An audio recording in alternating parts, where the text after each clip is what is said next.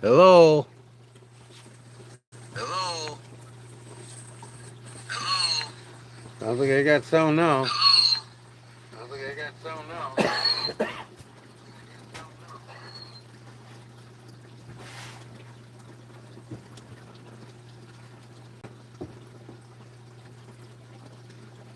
I think you got sound now because I can hear myself on my own notebook.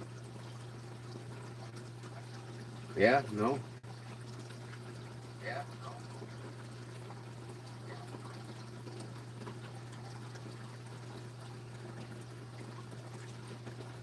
No? Without the triple delay. Got the triple delay. I'm gonna turn my notebook down. Okay, Barbara, welcome. Oh, oh gosh.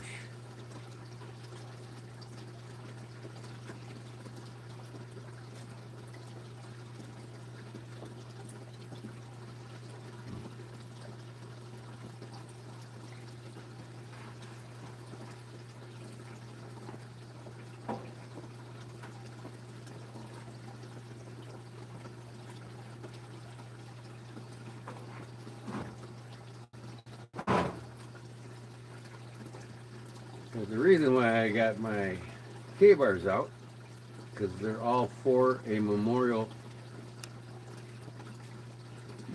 Veterans Memorial K-bar night.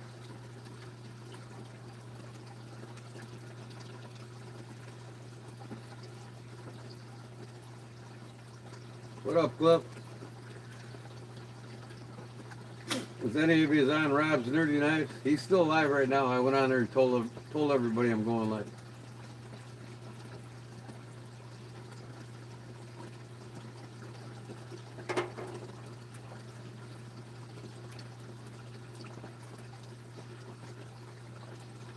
No, it's a fountain.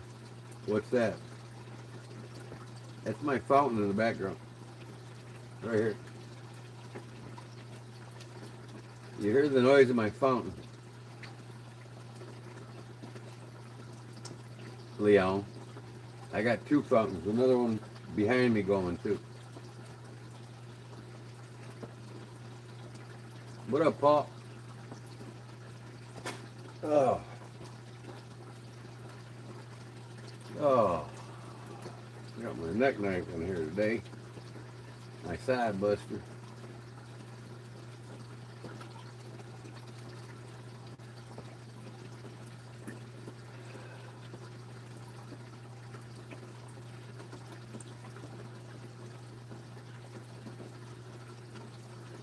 Make sure my knives ain't getting hot.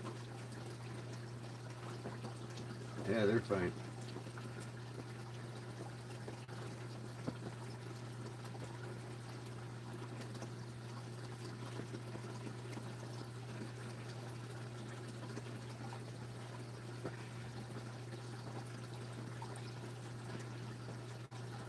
Country boy. You damn right. You don't hear no traffic out here. The only thing you'll hear is the owls and the coyotes. My fire and my waterfall.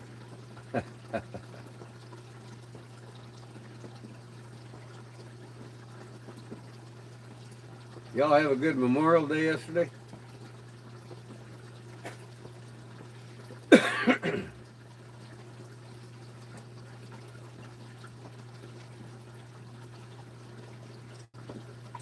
Yeah? You all visit anybody special yesterday? I visited my father at the nursing home. He broke his femur bone, so he had to have surgery done on it. So he's at the nursing home for 6 weeks for rehab. They got a rehab facility there. And then he'll be coming home. Well, I was there was a band playing. Actually, Vern and Vernon's son. The three Verns, the grandfather, the father, and the son. Playing guitars. They played the military songs. They honored us all the vets that were there. What up, Brown Sugar? Rob hang it up. Nerdy's Knives, is he still going?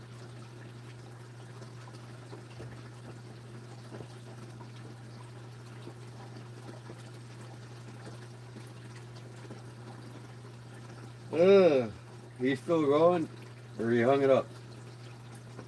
Tell me hung it up or still going. I don't know what yeah means. Is he still going? Say he's still going. Or has he hung it up? Say hung it up. Still going? Okay. He's hanging out then. Let's see if he comes over to my live, huh? I'd like to see him here.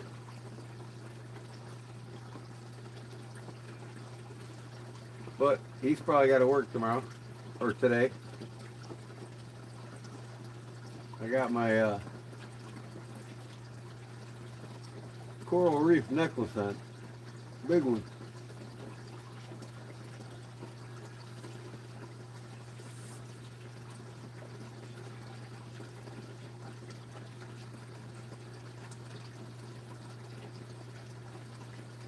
What time did you go live? I went live about 13 minutes ago. I set it for 12:15. I was trying to give Rob a time to get off of his life. But he'll probably go for another hour.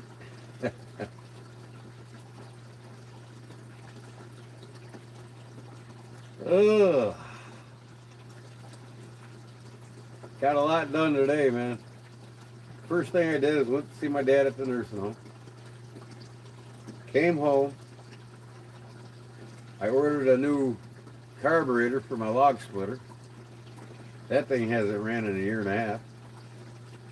Put the new carb in it, fired it up, and filled the gas up. Put on the choke. Filled the reservoir in the carb, and 2 pulls later, she fired right up. Split a few logs, and then I went out in my garden and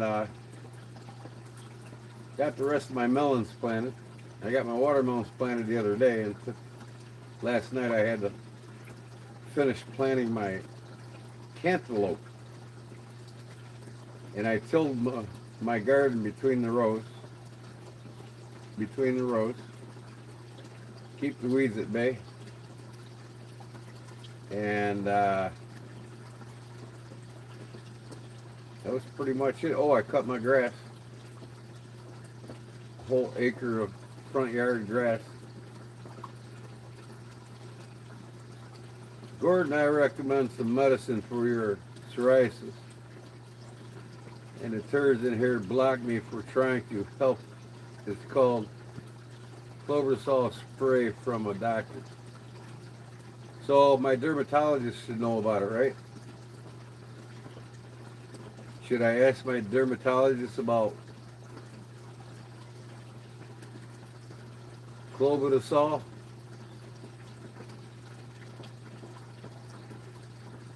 And welcome, Truth. All right, I'll ask him about it. I'm very finicky about taking any kind of drugs because big pharma's only out to kill you, and I'll research any drug, and if it has any side effects, it's gone. I'll try it. I'll ask my dermatologist about it when I go see him. In fact, I'm making an appointment tomorrow. Well, we'll see. I hope it does.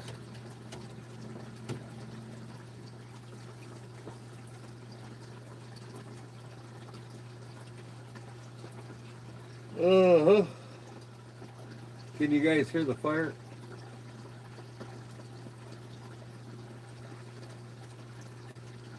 Man, what was it, Friday night?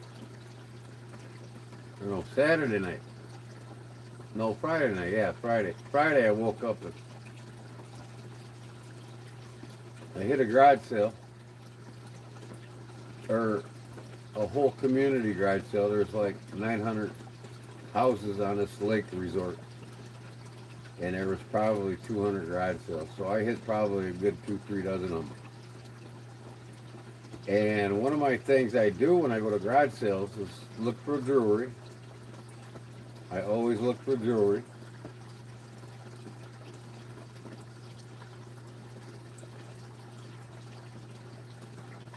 That sounds good, Truth Hurts.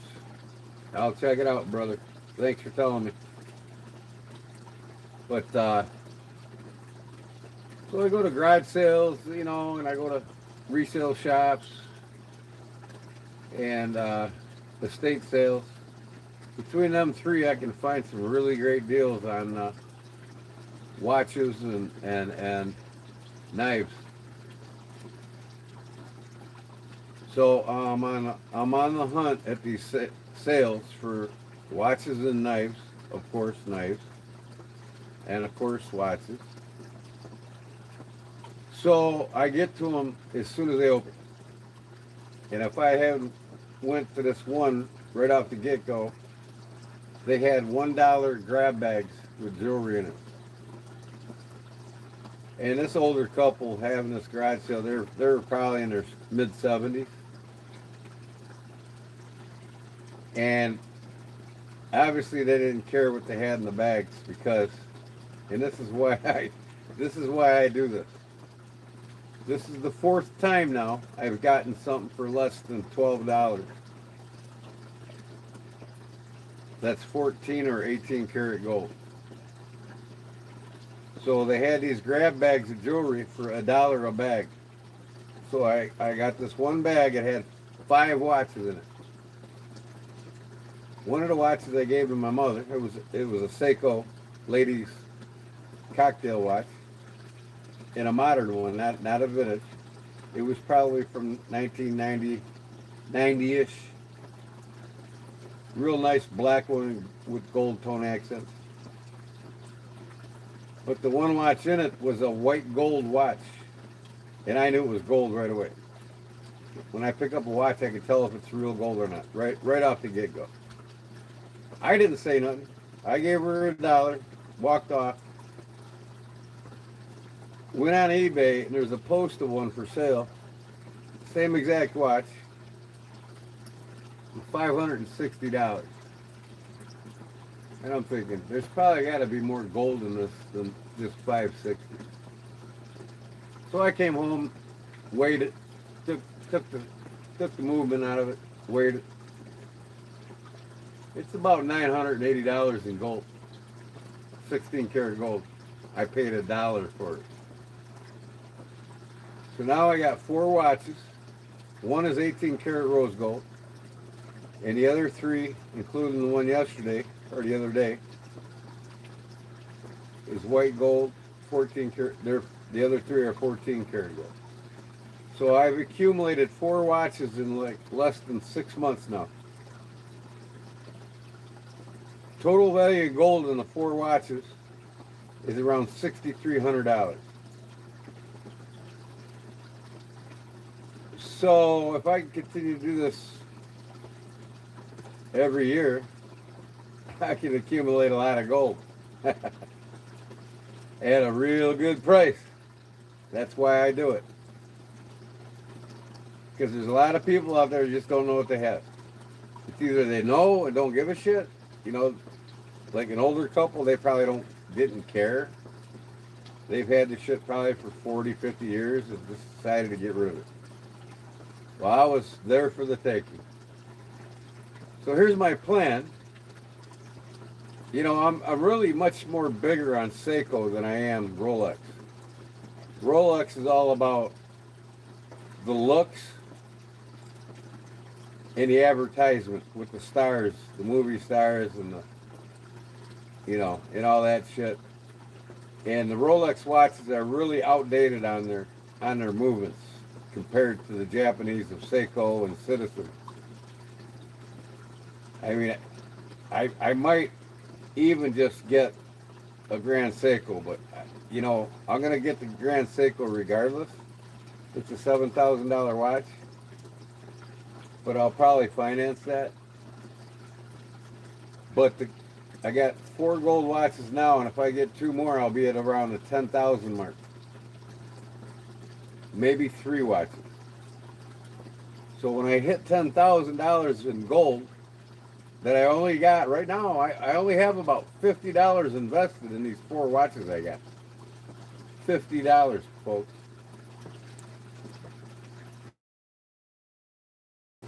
So maybe 3 more, I'll be at the 10 grand mark. I'll cash the gold in for 10 grand. I'll go get my Daytona. Not my Daytona, I'm sorry. There's a 5-year waiting list on a Daytona. A Rolex Pepsi GMT, that's what I want. I want a Rolex just because of its name. Not because of its performance. I want a performing watch, I go with Seiko. So I'll be at the 10 grand mark hopefully before the summer's over. And I will have my Rolex on my arm by the end of this summer. Because I know I'll find another watch or two that's pure gold. Nobody knows what they have. I mean, it's that easy to find them. I mean, people just don't care or they don't know. My wife's like, we got to take this back, man. You got to be honest. You can't take this for $1. I'm like, fuck you. Hey, they got to do their homework, not me. And that's why I'm here. That's why I get up at 8 in the morning to take advantage of these awesome deals. So you just got to go, Chris. You got to go. I mean, I hit probably 1,000 garage sales a year. And I've already hit, in the last month or so, I've already hit probably 450 garage sales. You go to the all-town garage sales where they'll have 150 to 200 garage sales. And most of them, when they have all-town, they've got flyers with a map where all the houses are in the town that are having garage sales, and they have a list of what they're selling. So I'll get it the day before the day before the garage sales start, and I'll mark out everything that says knives, and everything that says jewelry, and everything that says watches. And I'll go. And I'm there at the one that looks the most promising that says, because last week there was an all-town garage sale, and there was 200 garage sales in this all-town garage sale. And one said tons of watches. So that was the first one I went to. And it was the same garage sale where I got 25 knives for $220.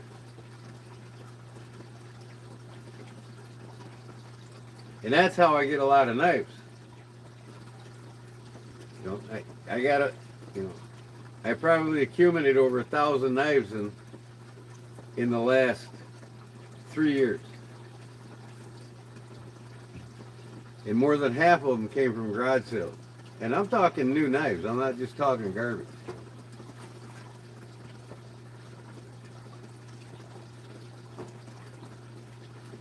You know, or next to new, or in great shape knives. What up, Mouse? Mouse is in the house, y'all. I got my citronella candles going here. One behind me here. Them fucking mosquitoes were bad earlier.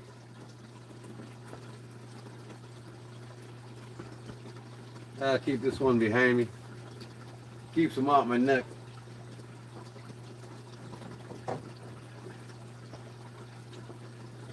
I'll get in and close this whole thing, I think, here soon. Put windows on it, the screens all the way around it. I want to sit out here and not worry about mosquitoes. We got neighbor's pond right here. That thing fills up with fucking mosquitoes, boy, I tell you. And frogs. I'm surprised I haven't heard any frogs yet. Yeah, but it's God's way of doing something with them, Mouse.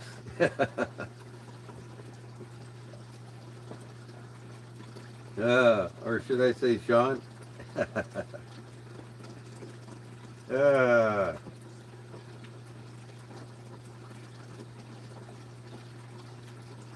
what knife's this here? I got these out for Veterans Day, y'all. What the heck? Bugs are dying so much they're congregating on my fucking sheet. Oh, here we go. A new millennium. Count on us. We'll be there. Hoorah. U.S. Marines.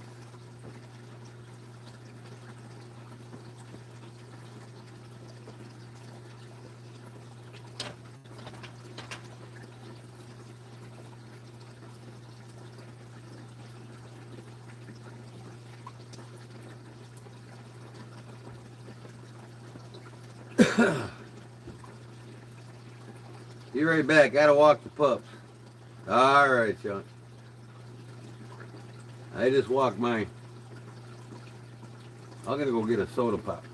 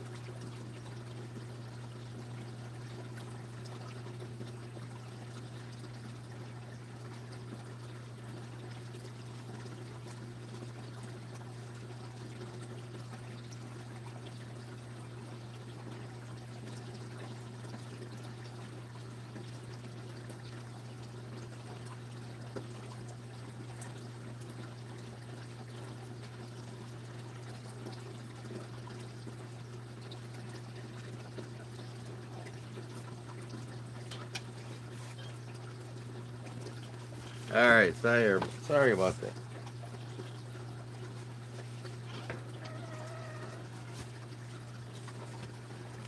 What's going on, Gene? Welcome back. Oh, I had to put my live on my television. I'm watching it through my patio door. That's pretty cool. I can see my fire, my waterfall. A little bit of lag time on it though. I'm just now sitting down on my television. Wow.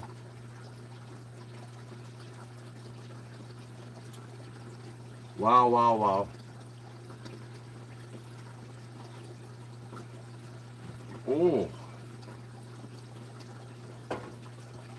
What we got over here?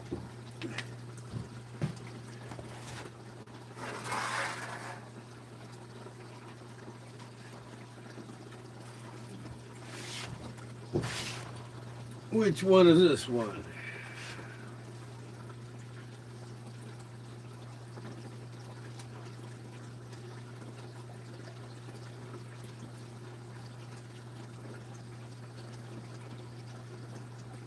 D-Day, World War II, June 6, 1944. Liberation, Operation Liberation.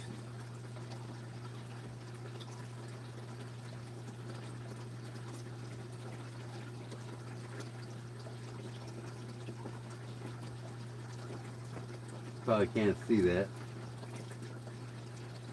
Y'all see them in my short video.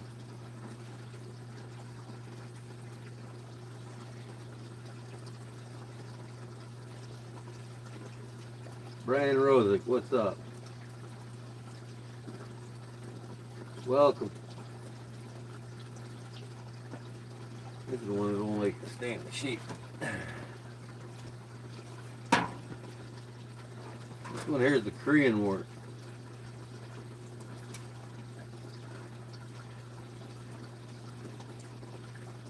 The Korean War.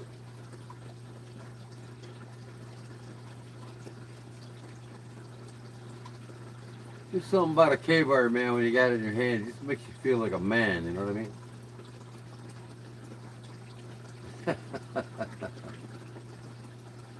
That's funny. This one over here is Desert Storm. This is the war I was in.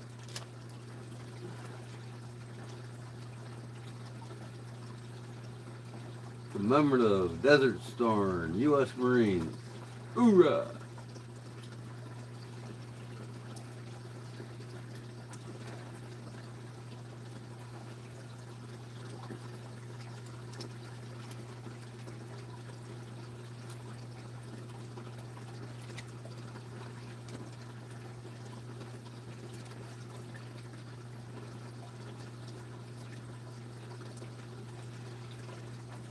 That was your dad's era.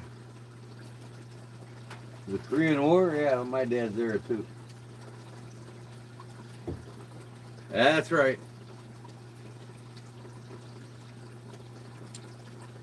My dad and I were both in the Navy.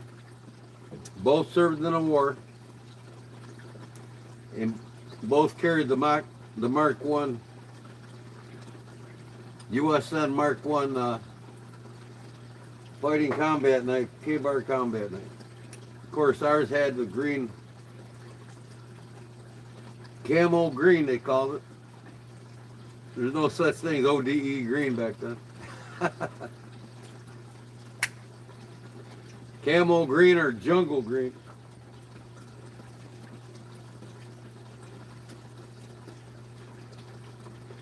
So basically me and my dad carried the same knife in the Navy.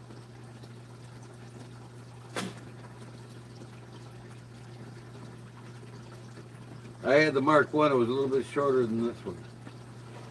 This was the Mark 2.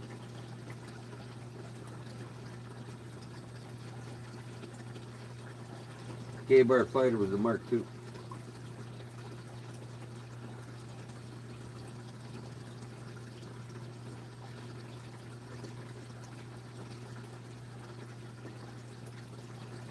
I Can't wait for the mail tomorrow. Well, actually, UPS is bringing it. I bought 2 more new watches. Oh, don't tell my wife. I got 2 of the same watches coming, different colors.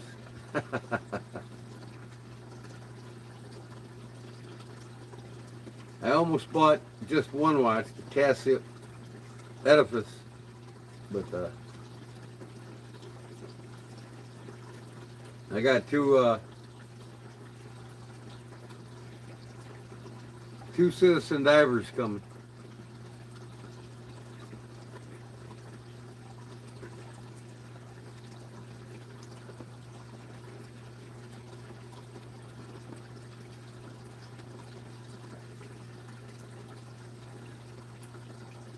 That water sound pleasant. You guys hear that water?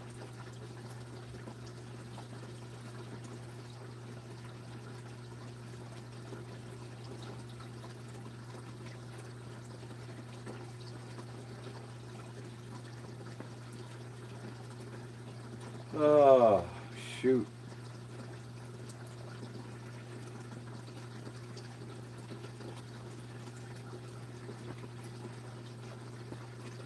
Hello, Florida.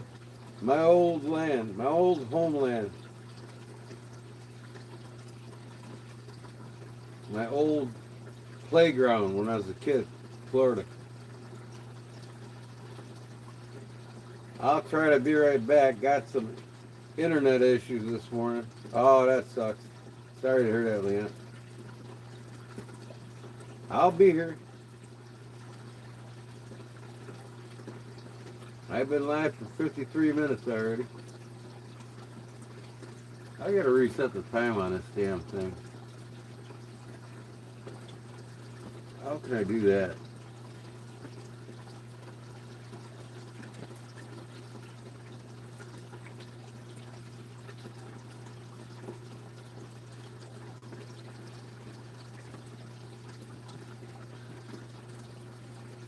Ah. Marky Mark, what's up?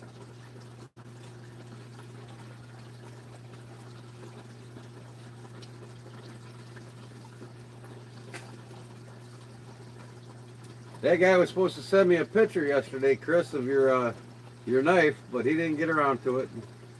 I asked him this morning. He said, "Well, he says I've been busy for the holiday." And I said, "I figured that." I was hoping to have a picture I could show you tonight. But he will send it to me first thing tomorrow, he said. He got a CAD drawing of what your knife's going to look like.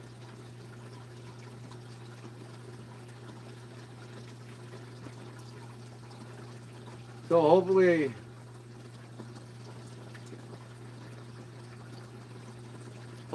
he'll have it done tomorrow night and send it to me and I can get it before the weekend. Hopefully I'll get it by Friday. If I get it Friday, I'll go live and put the knife together for you.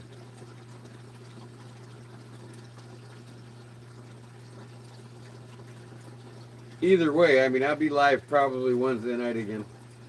So I'll give you an update. I'll at least show you the picture of his CAD drawing that he's going to send to me in a text message. So Wednesday night you can see what it's going to look like.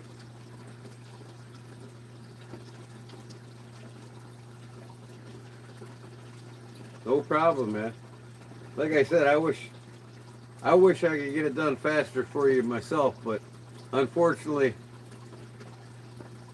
people in the knife industry, some of them get so busy, or in the laser industry, I should say.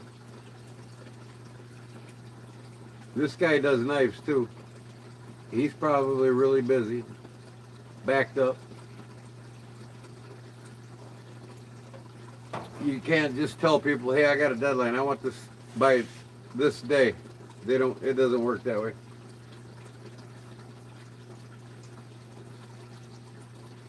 You send things off and then you gotta wait on them.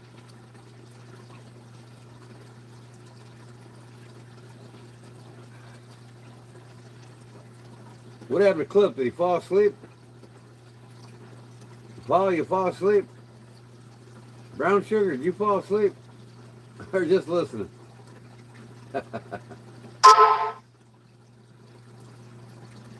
Yeah, any industries like that. You know, you want to get a get a custom made knife from Buck and see how long it takes you to get it. You know what I mean? Fuck, 3-4 months. And then if you want a custom made knife from a famous knife maker, like say Chris Reeves, right? You're gonna wait about 3 years to get a knife from him.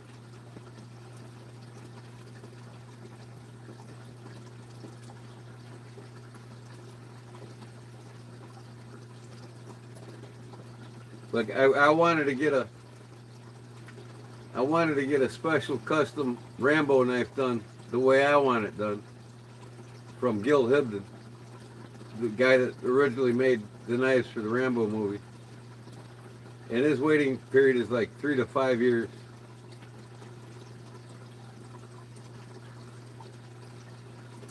And normal wait time's 3 to 4 months with Buck. Unless they have them in stock and it's a stock item you're getting, it's 2 to 3 weeks. If you get something engraved on it that you want engraved on it, or 2 to 3 weeks. But if it's a custom from Buck, it's 3 to 4 months. 4 months on your Buck knife? Yep. That sounds right.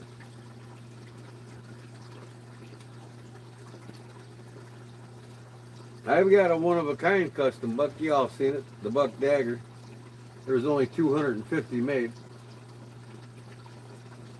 but I got that at a antique store. There's Paul. There's Cliff. I had to wake you guys up, man.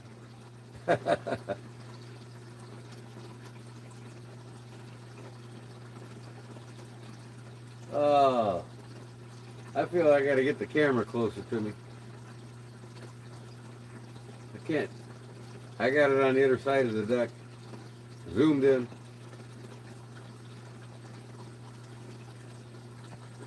Oh, I want you to see the fire and see me and see the waterfall all in one shot.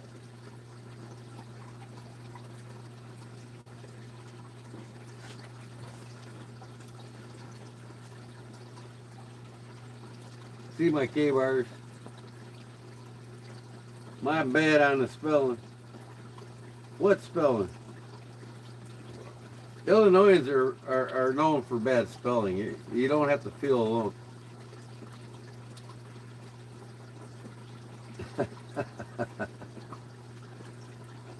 The education system in America isn't designed to make you smart. It isn't designed to make you intelligent. It's not designed to make your mind critically think or survive. It's only designed to program you. Think about that though.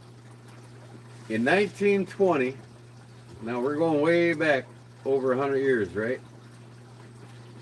In 1920, 85% of American children could read, write, and speak proper English grammar. Today in America, 85% of all college students, including high school students, cannot speak, write English grammar. Cannot properly.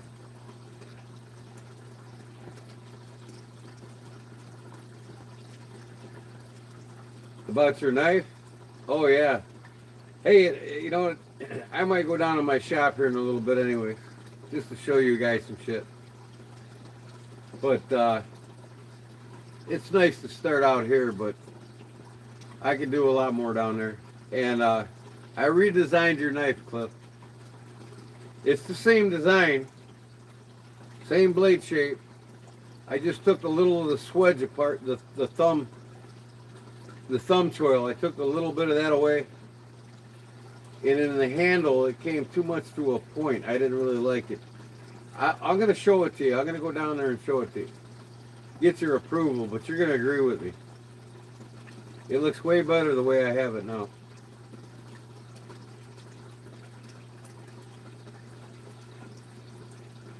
Why is you say that, man? You're killing me, Victor. I know you can't speak no right proper English grammar. No, don't freak out, Cliff. It's the same design.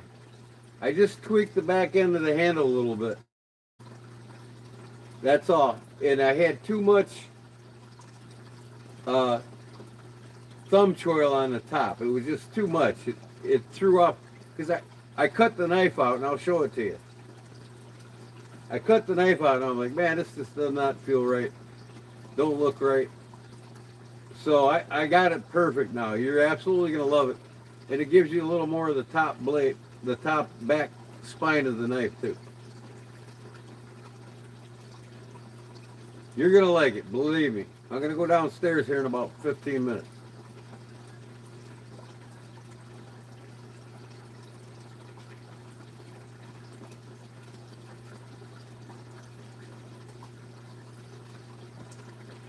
Oh, snap. I mean, think about it. How many nieces and nephews and children do you all have that can actually write perfect English grammar or speak perfect English grammar? Can you? No. Can I? No. We weren't taught how to. But in the early 20th century,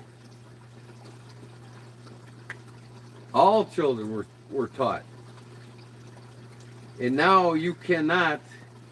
That's why I say 85% of college students, because the 15% that can are the ones that actually major in English grammar or teaching English grammar. Teaching English. And this goes for some of the wealthiest people in the country. They can't even speak proper English grammar. I mean, think about it. More people are saying the word fuck today than they were 100 years ago. A lot of these kids, it's every other word. If you can read, thank a teacher. If you can read in English, thank the U.S. military. Well, I could say yes and no to that, Clip. There's pros and cons about them both. Just because you can read doesn't mean you can speak properly. You can even understand what you're reading. Most kids today can't understand even what they're reading. Their critical thinking mind is going away because they're not taught substance to stimulate their critical thinking mind. With technology, it takes the mind away from critical thinking. Technology is what really makes kids dumb. It's being used. Technology is the greatest tool we have, greatest asset. But in the hands of the wrong people, which is the majority of Americans, they don't utilize it to its greatest potential. The only children that utilize technology to its full potential is the wealthy kids that go to Cambridge, Harvard, Princeton, Yale. Them are the ones that use technology to their utmost, not our children. It's not plausible. We're basically programmed sheeple, or programmed peasants, the wealthy like to call us. No comprehensive reading. None whatsoever. They say you don't have a cell phone, though. You got everything you ever need to read right there in front of you. But here's the problem with that. With the cell phone, you also have distractions. It's not like you're sitting down reading a book. When you sit down and read a book, you turn off the cell phone or you get it away from you. You read. And how many kids do that today? The one biggest thing that stimulates critical thinking the most, and that's what built this country 100 years ago, was the ability to read without distraction and understand what you're reading without being distracted and being taught through that process through proper education.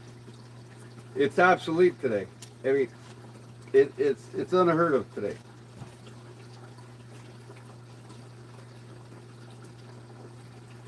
So that's good, Cliff. That's good. But just remember, if your kids ain't millionaires yet, there's a reason why. Being successful at a peasant level is totally different than being successful at a wealthy individual's level.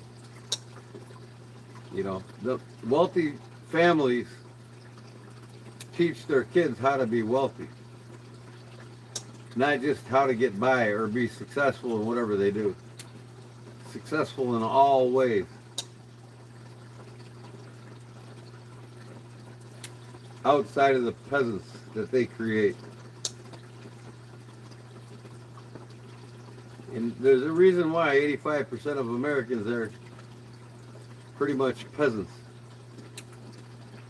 Because again, even in college, the education system is not designed to make your children independently wealthy. It's designed to make the independent wealthy children take advantage of them.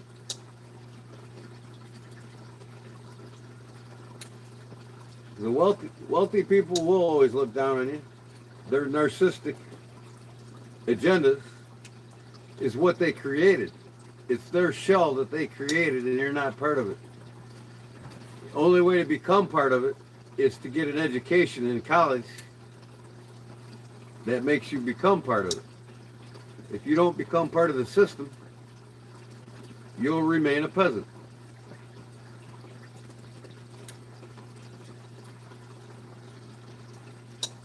Well, anybody that thinks that they're going to win the lottery to be happy the rest of their life, the odds on it, first of all, are astronomical.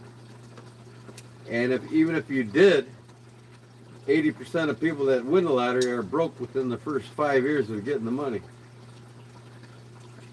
Because old money knows how to keep old money. What do I mean by old money? Old money is a phrase that the wealthy people in the world use as a learning tool. This is how old money is taught. This is how wealthy people stay rich. So when a billionaire dies, he has an estate. We all know that. And within that state, they have what's called a trust. And most of you all know that. They just don't flat out give their money to their children when they die. It goes into a trust that their children control, but the trust pays out dividends, and that's it. And them dividends is what keeps them kids wealthy, their generation after their parents' generation. And they will pass that trust down to their children that will keep them wealthy. So in other words, it's the trust is in control of where the kids, when they inherit it, they cannot blow it all. So the wealthy family stays wealthy for generations to come. And any wealthy person will tell you, do not get a savings account or a checking account in your name. They do not do that. The wealthy people do not do that. They go and they apply for what's called an LLC. And then when they deposit their money in the bank, they deposit it through the LLC. Right? So by doing so, the money stays there. It gains the interest. It gains the value. And nobody can come after it. So if my money's in an LLC, I got two bank accounts. One's in an LLC, the other one's in a regular bank account that Uncle Sam thinks that, hey, I got a checking account, banking account. Well, that account is just for transferable bills. I get my pension check, half of it goes there to pay bills, the other half goes into my LLC. Okay, that's my expendable money. So if somebody puts a lawsuit on me, no attorney, no court system, no law, nobody knows that money belongs to me in that LLC. And that's what wealthy people do. If you save money in a bank, do not put it in your name.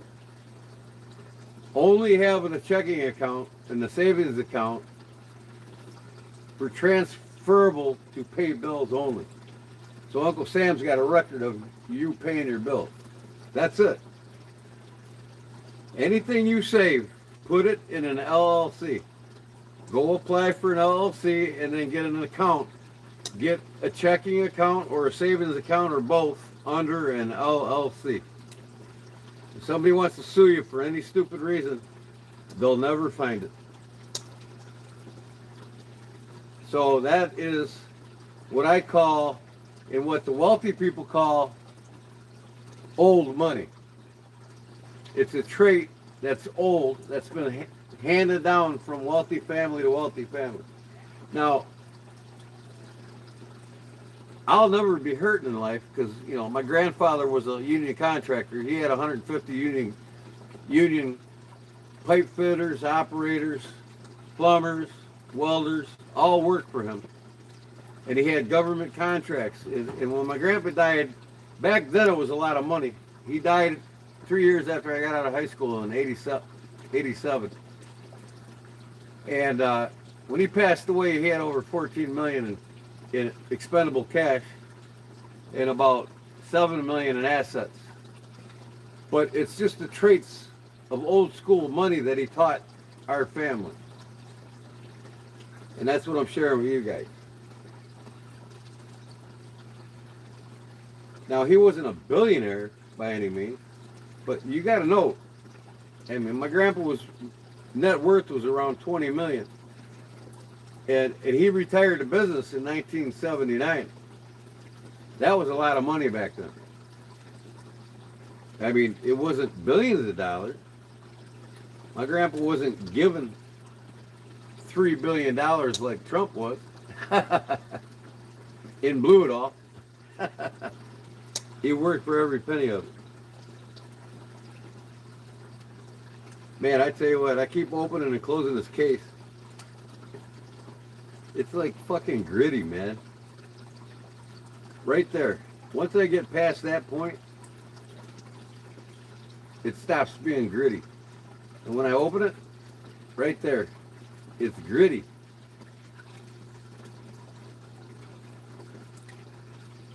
I don't know. Maybe you guys can hear this. Hold on.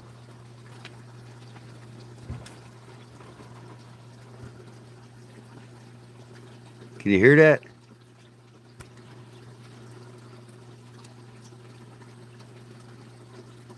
Right there. Can you hear that? It shows you how shitty case knives are. The newer case knives. They're just garbage, man. All these fucking young kids like to collect all these case knives. All the new ones. Nah, throw them in the garbage. But it still cuts.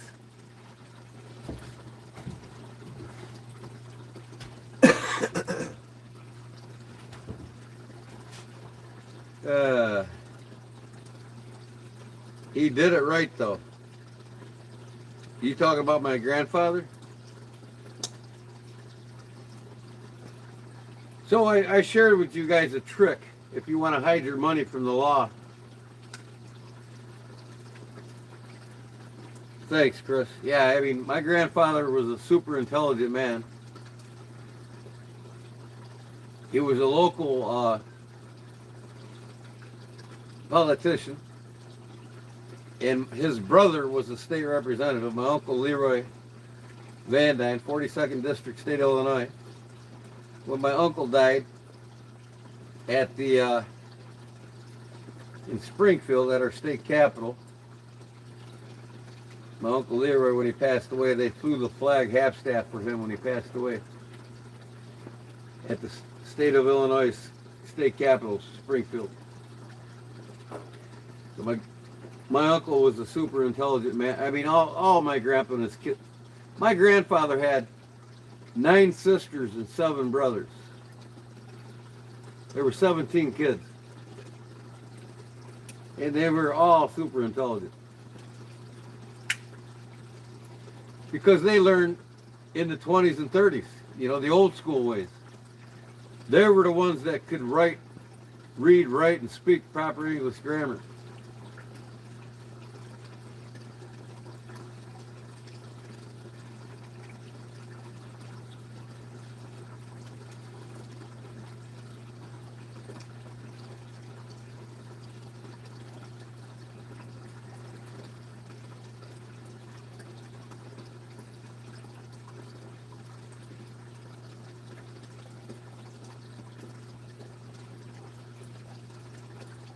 What did I do in the Navy? You don't want to know what I did in the Navy.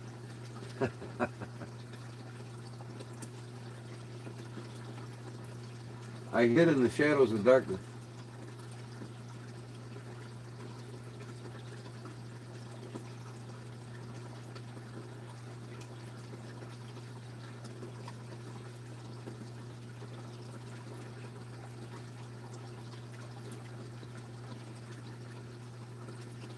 Well, thanks, Chris. I mean, you know, my grandfather took a lot of pride in educating himself, reading, writing, being a social aviance is the word I want to say, aviance, which means somebody that takes pride in what they have to say and how they say it, to where it's comfortable for those around you at all times to hear it. I mean, when my grandfather died, he had, at the funeral, there was like 5-6 blocks of cars in every direction to come and see him. And when you got in line, once you got out of your car, it took you like an hour to get in on the sidewalk just to get in to see him. I mean, he was loved by many. My grandfather employed, like I said, every year 150 people a year for 50 years. And like he had government contracts. He put all the sewer and water in for the Army ammunition plant, U.S. Joliet Armory. And he put all the sewer and water in for the city of Wilmington, Coal City, and Braidwood. So he was a mechanical contractor. So he was well known and very intelligent. I mean, I didn't learn nothing from my dad other than being a carpenter. You know what I mean? I didn't learn how to be a father. I never had any kids, so I don't know what it's like to be a father, but I didn't learn how to fish from him. I didn't learn how to hunt.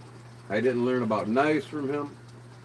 Because my dad was a hard worker. That's all he knew how to do was work and come home, work and come home.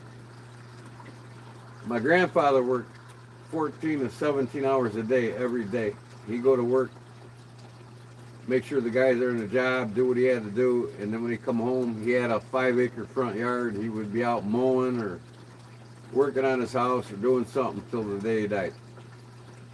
So I spent a lot of time at my grandfather's house absorbing all the information and knowledge I could. To me, that was fun back then. You know, I just loved being around my grandpa.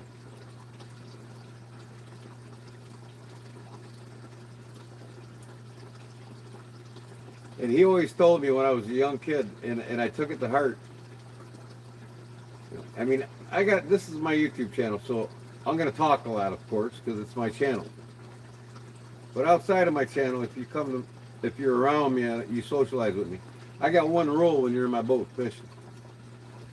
You can only talk fishing. You can't play a radio. You got to turn your cell phone off. Nothing but fishing goes on in my boat. So, you want to talk to me? I love to talk fishing when I'm fishing. If you want to talk about the boys at the bar, you wait till I'm done fishing. See what I'm saying? Concentrate on the task at hand. He always told me, listen and learn. Those who listen to people that are older than them, if they're one day older, they're one day wiser than you. They only got to be one day older, they're one day wiser, he said. Listen to your elders. Listen to people that's been there, done that. Pay attention to what the world has to feed you. And I always did. I always took to heart what my grandfather told me. And he also told me, your mind never rests. You know, and mine don't. I'm constantly learning things, constantly trying new ways, making things. People say, how come you're so multi-talented? Well, that's because I don't want to stop learning. I want to learn how to make fishing lures. I want to learn how to make fishing nets. I want to learn how to make guns. I want to learn how to make knives. I want to learn how to make things in life that I love to do and enjoy. And that's would really make you feel like you're fulfilling what you love to do. Don't ever let yourself or your mind tell you can't do something. If you put your mind to it, you can do anything you want to do. There's no negative biasism should intervene between you and what you want to do. Don't let anybody tell you can't do that. Because they're the ones that can't do shit, most likely, and their opinion means nothing.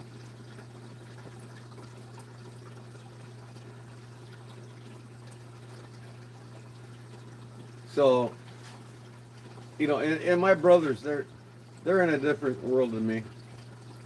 They have higher educations. They both went to, well, my middle brother, my youngest brother didn't go to college. I'm the middle one. My oldest brother went to college, got a master's in graphics arts. Successful in his ways, but when it comes to doing the things that I do, there's no way he could ever do it, because his mind, he don't care. All he wants to do is his job. He don't want to go hunting and fishing, and the only thing he does now that he's getting older is boating on a pontoon boat in Tennessee.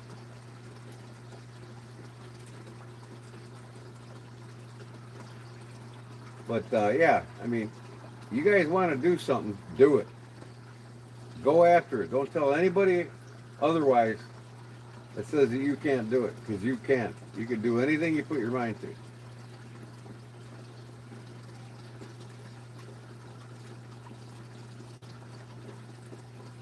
All right, did I put you to sleep yet? Did my waterfall put you to sleep yet?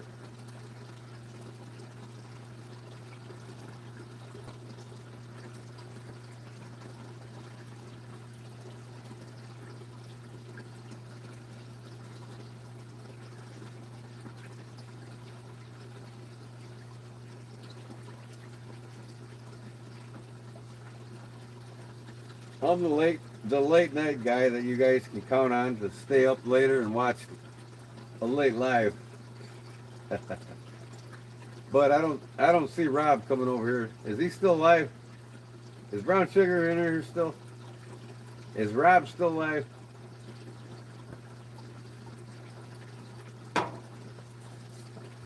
I told him to come on over. I don't think I've seen him here yet. Has he been to my live yet?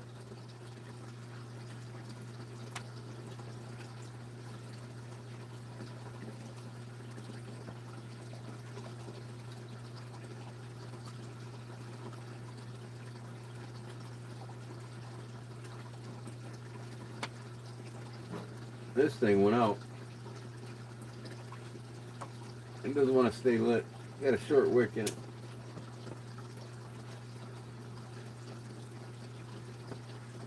I think the wax puts it out or something. I don't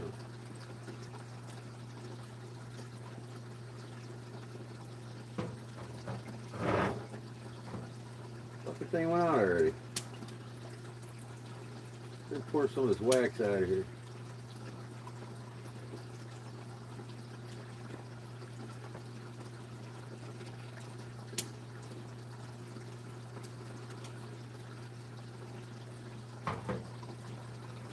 There we go.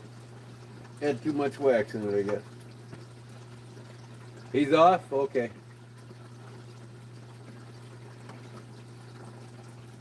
I gotta write down what that fellow said. You remember what that fellow said about that spray? The name of that spray? I gotta go way back in the chat, see if I can find it.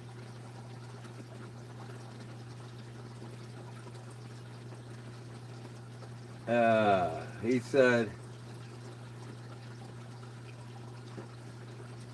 said, what did he say? Truth hurts. What did Truth Hurt say? I don't know. Is Leon back? Must have lost him.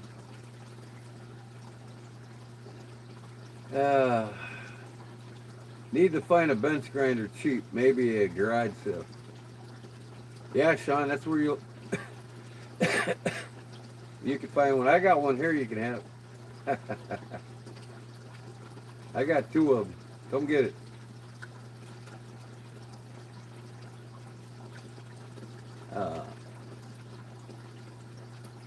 Globusol spray. Globusol spray. I gotta look that up. Elderly have great stories and tones of knowledge, but often hate change of any kind and unwilling to learn anything new. Well, you know, I'm 60 years old, and I'm never afraid of change. I go after what I want, nothing. And if things change, I ride the tide with it.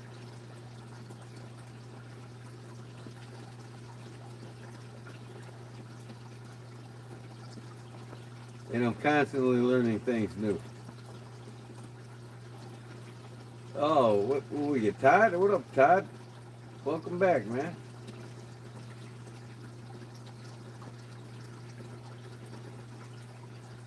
Oh, he's all ready for me to go down to my shop yet? I love it out here, man. I wish I had enough room to put my hammock here. I'm going to put it out by my fire pit, my hammock. I'll lay in my hammock when I'm live. I got a new hammock and I haven't used it yet. I've had it for a year and a half now. Globusol. Clobetasol. Yeah, I'm going to look that up. Tell me that name when I go down to my shop again, Barbara, please. So I can write it down. That way I don't have to scroll back. Just remind me when I get down there.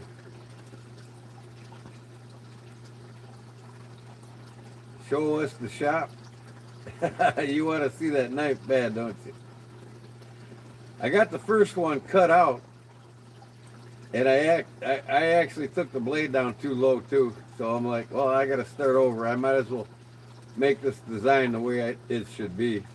You're gonna love it. You're gonna love it. Believe me. You're gonna like what I did to it. It ain't much. I didn't change much. I just had too much choil for the thumb on top. It looked out of place. And you'll see it on the knife that I cut out. And then I brought the handle down more towards the bottom instead of straight back to a point. It looks more like an aggressive Sabenza.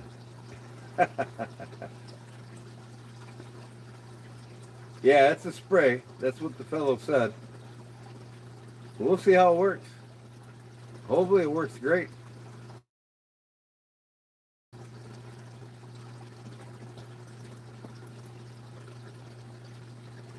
I had the cream. The cream don't work worth shit. Even as, you know, I mean, I've tried every cream there is, including the cream you gave me, brown sugar. It's not aggressive enough. It just doesn't work. Even that stuff I was getting from that fellow from Canada, it didn't work either.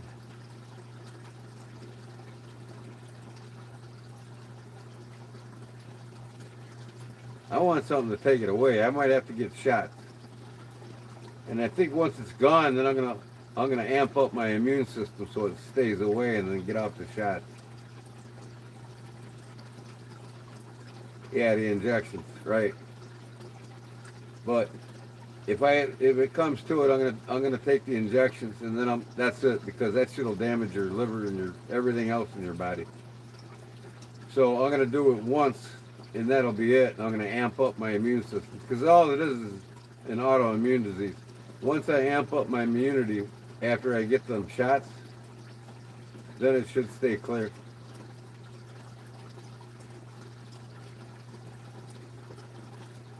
I don't really have joint pain. Not really at all. I have carpal tunnel from swinging a hammer all my career. I got to get that taken care of too.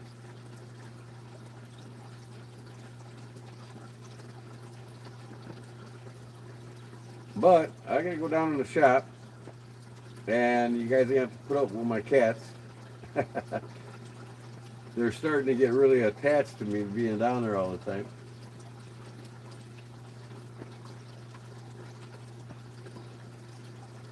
I'm looking at myself on my television. Oh.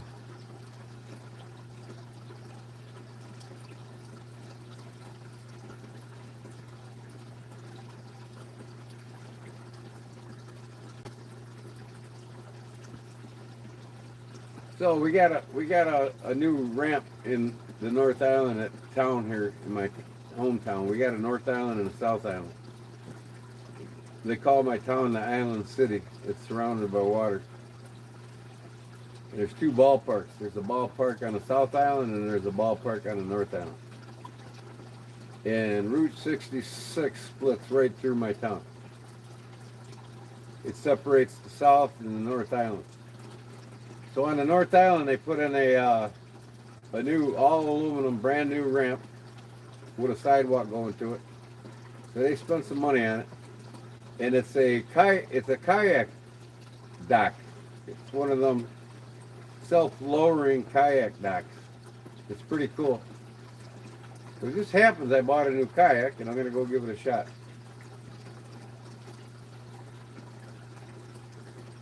I wanted to go use it today, but the wife said, absolutely not. You're staying home with me. Oh, okay.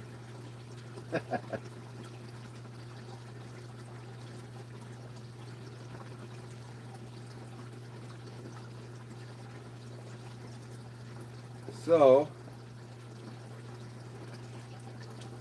all right, I think I'm going to pick her up, go back down into the shop.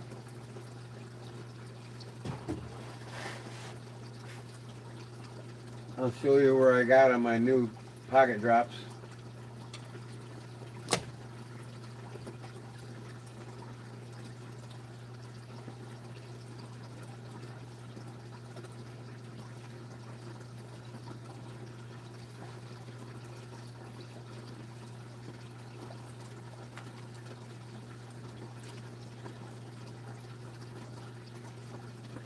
Yeah, I have a brace, but I never use it. I just got to get going and get the surgery done before I get too old and it's too late. I only have it in my right wrist, because that's the one I swung a hammer on my whole career.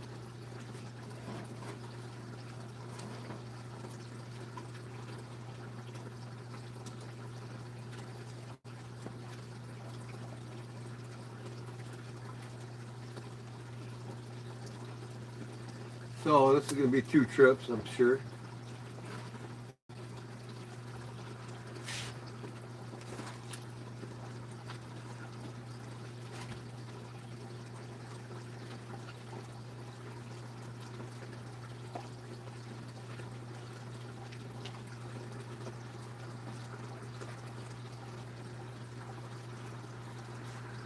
What can I take down there now? Well, other than what I have on me, all I gotta do is come back and get my phone.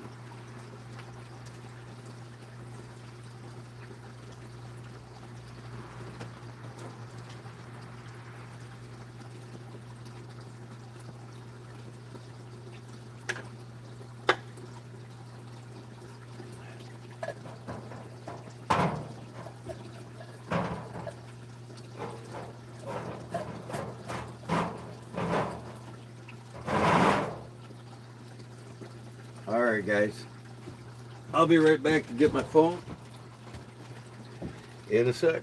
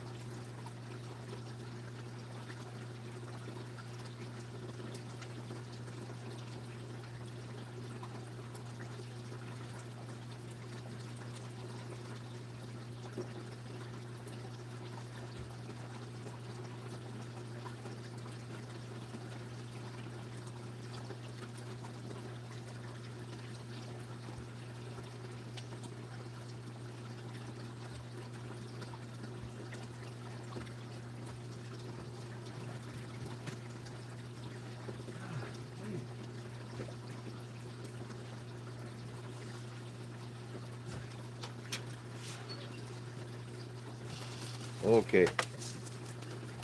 Turn the fire off.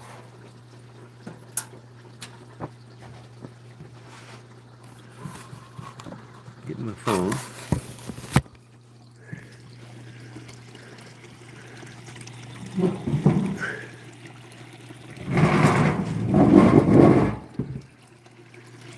Here's my fountain. Pumps the water up here, and it just comes down to there, and then circulates it back up. I got this for $167 at Menards. At Menards, save more money. And here's my other one that I made next to it. All the shells I got in North Carolina when I go there. Scallop shells and shit. And I got my herb garden here. This is my my dill. And I got some rosemary here. Basil. 3 different kinds. I do a lot of cooking. Okay. Sometimes, and for repairs, half hour, say, they're fixed most. I had wrist surgery like that. Really fast recovery was fast too. Cool. I'm gonna have to do it. You see, you don't want to wait till you're 80 years old because it'll affect you a lot. You won't work as good.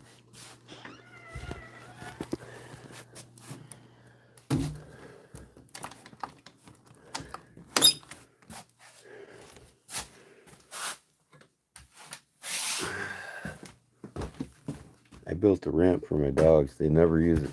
They're afraid of it. Oh, one of these days I'll finish these stairs.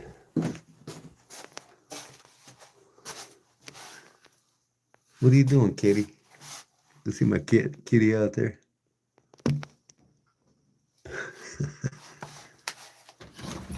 Did you want to come back in? Huh? No? All right. All right. Okay, this place looks familiar, huh? I gotta sew that hat up. Here's a phone stand that I made about 10 years ago. It's black walnut and maple. I'll put my phone on it for now.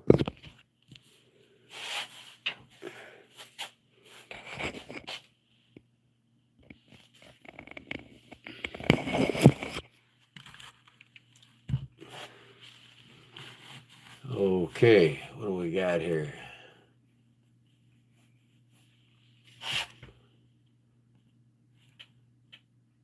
Boom, boom, boom, boom, boom. There we go. Okay, Gordon, I'm sleepy. Been up from 6 a.m. this morning. All right, brown sugar. Good night, man. Or lady.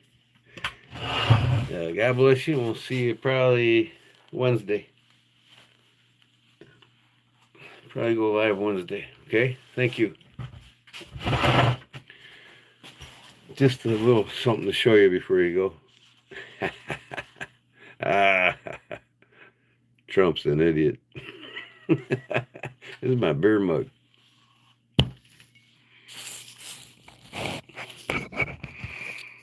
Okay.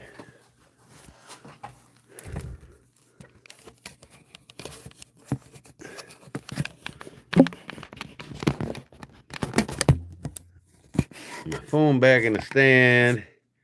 Turn it around. There we go. Yep, I gotta make a new one of these. This is no longer, this is obsolete. Where do they go? Let me put some things away here. I got too much shit on this table again.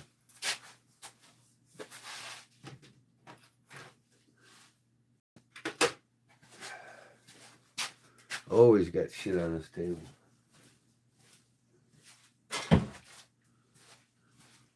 Damn, my poor sewing stand here. I got all kinds of shit. Now I'm gonna finish this up and get this out to her tomorrow. I've been lacking on that. I've been busy, man. God, everybody's wanting me to do shit for them now. So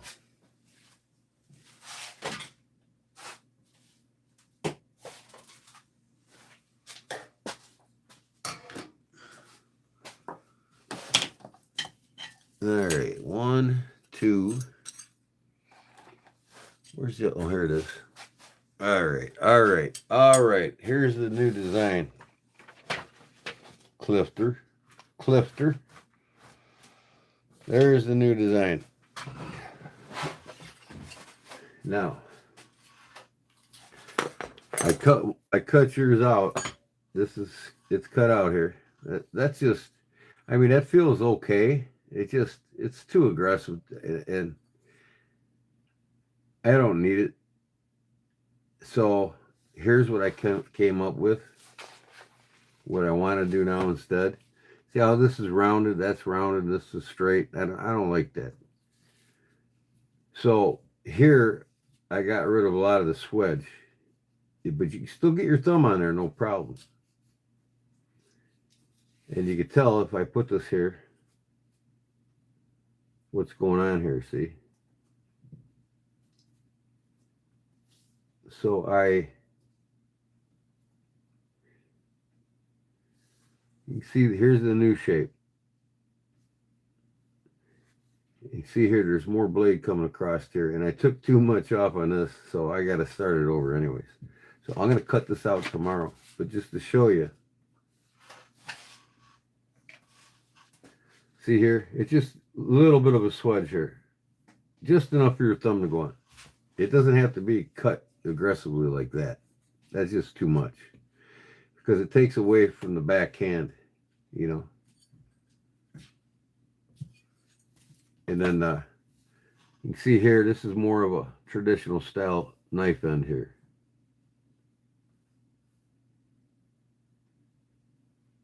You know what I mean? Instead of this, instead of looking like this.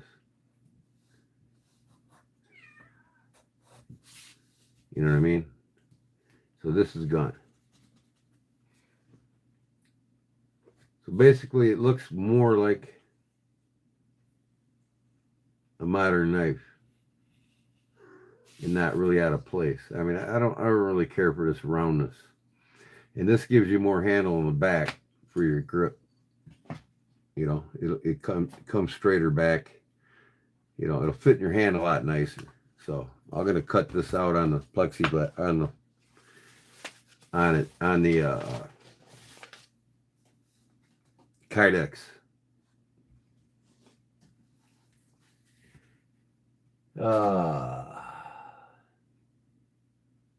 Global to Sol. Yep. Let me write that down. Global to Sol. Global. I'm going to talk to my dermatologist about it.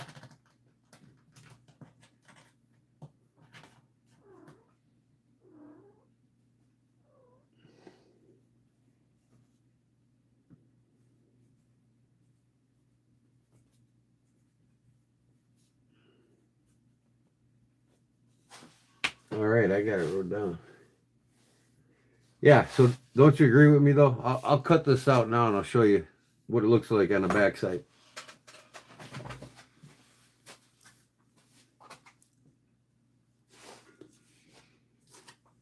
You know, and here's the original pattern. I got the paper on it. Take the paper out, but it sticks. But you can see here, see it's just too much, man. And this gives you more blade, see?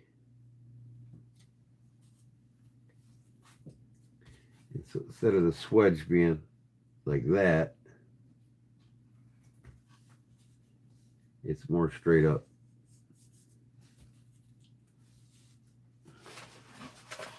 And then I'll show you the other knives I cut out. What am I looking for now? What was I going to do?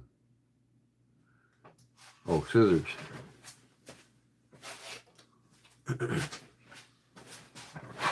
We'll cut this out. Let me get my post here so I don't forget it. I'm going to call this dermatologist tomorrow.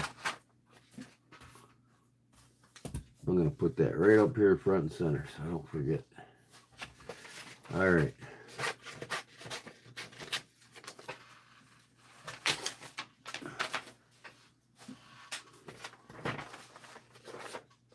So you'll see what this knife looks like when I get it cut out from the other side.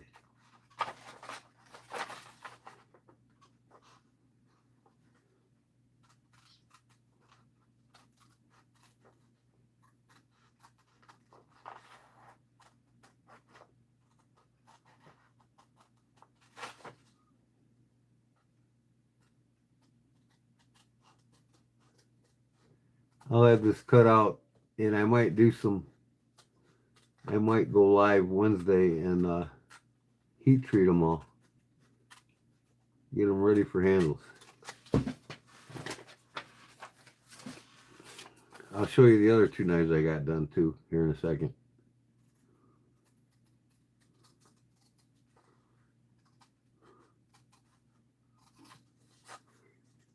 So you're thinking the Alaskan boys would like to buy a lot of these, huh, Cliff? You gonna advertise it for me over there? You just make sure you tell them Alaskan boys I'll make them any mountain man or bush crafter knife they need.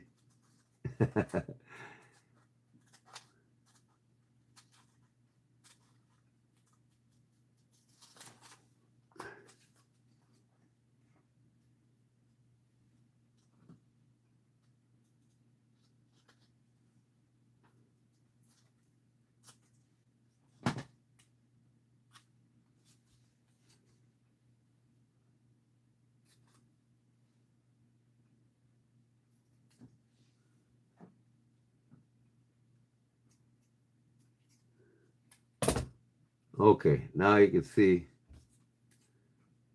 what it's going to look like better from the other side. There you go. See what I mean? Versus that.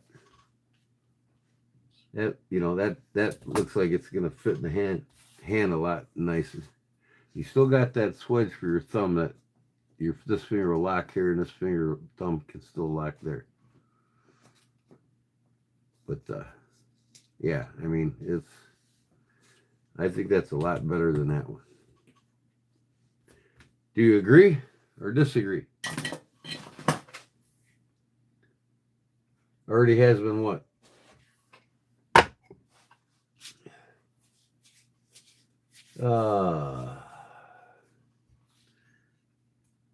Trump's an idiot.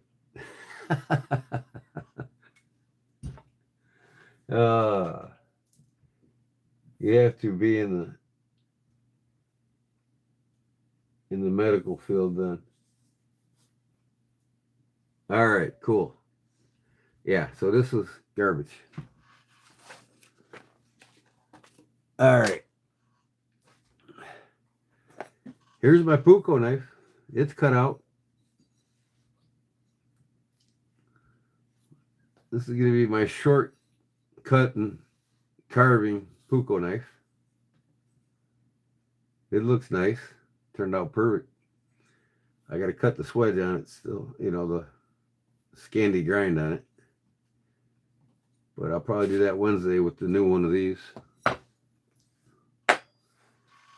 But so this is going to get Monsieur birch. It's like a birch burl from Finland. I got that ordered. And it's going to come up to about here. And then from here, probably 1/2 inch solid brass on both sides. Brass bolster, Monsieur birch. Brass pin through here for a lanyard. And then brass pins to put the handles on. So this is going to be my Puko. And I'm going to make a regular Puko sheath for it. Like my other Puko knives I made.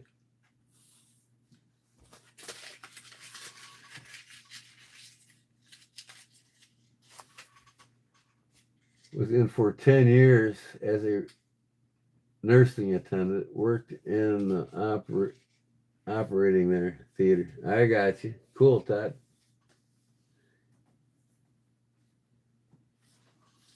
And here is the Ketanto, all cut.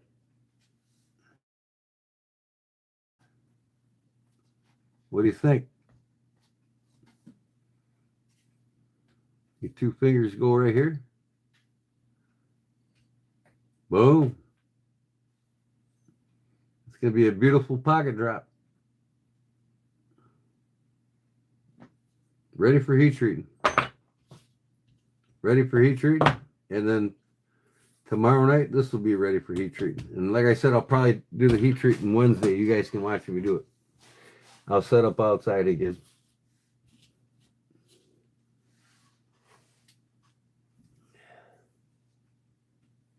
You like this, Chris? The Cathanto? Cathanto. Cathanto. Thanto. Cathanto. I gotta make me one of these, man. Definitely gonna make one of these. But I'm gonna do 3 of these.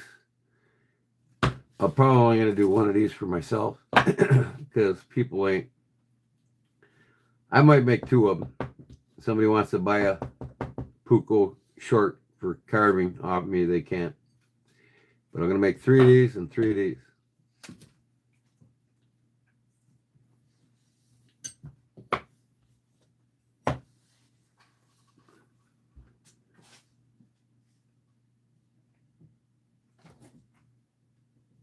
Yeah, buddy.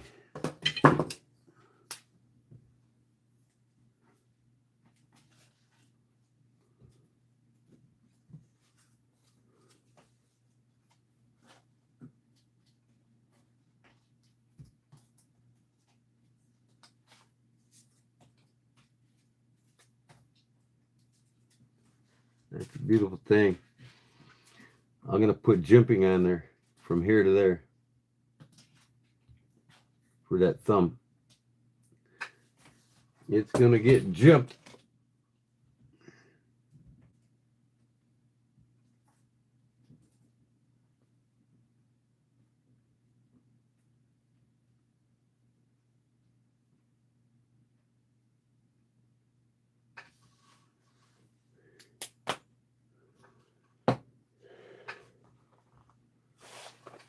Oh, I got something else upstairs I made. I had to go get it and bring it down. What do I got over here? This one's my grandmother's. And look at this, in that dollar grab bag. Almost identical. But this one's a Watham, my grandma's. And this one is a, what does it say on there? I can't even fucking remember. Benrus. A Watham and a Benrus. Look at these things, man.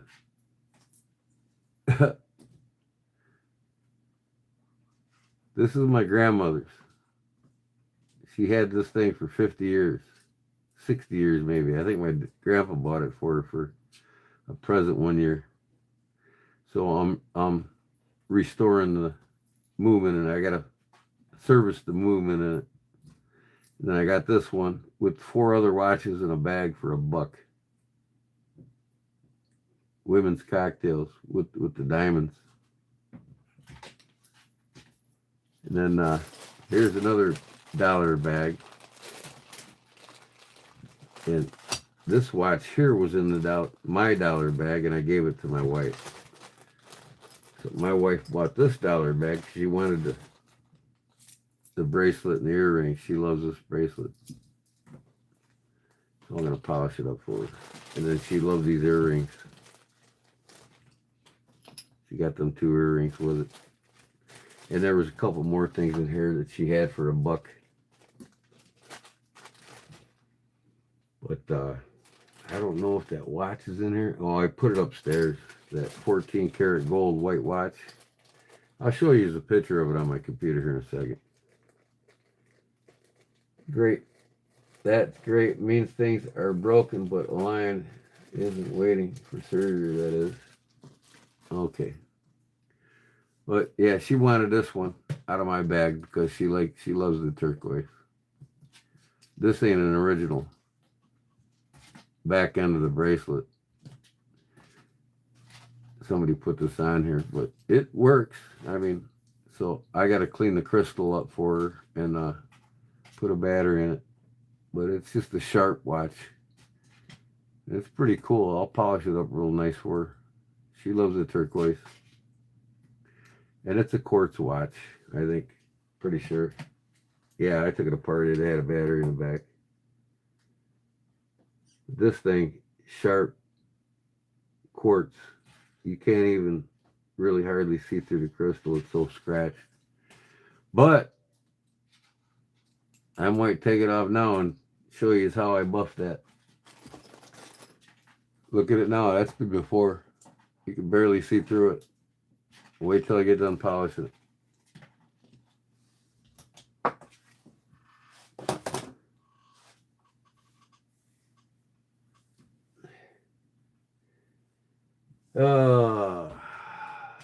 So yeah, she liked that watch, and she got the bracelet and these earrings. And you know what? There's only one earring in here when she bought it. I says, go back. Get out of the truck, go back there right now, and see if one of these earrings is in one of the other bags. And sure as shit it was. So they gave it to her. They said, yeah, you can take it out of there. So she got both earrings.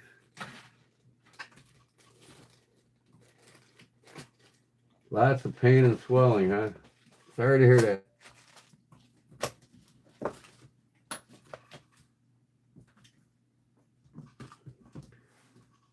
Man, these fucking kittens over here are playing up a storm.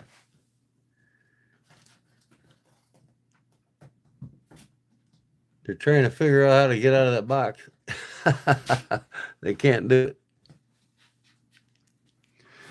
Oh, their mom is outside. Son-in-law's motorcycle wreck. Oh, I got you. How's he doing? Better? I hope. So, can't wait to get these heat treated. So I'll try to get one more of these, two more of these, and 3 of these done for Wednesday night. I'm going to heat treat them all at the same time. Because in a few days I'll be getting my pension check so I can buy handle materials for everything.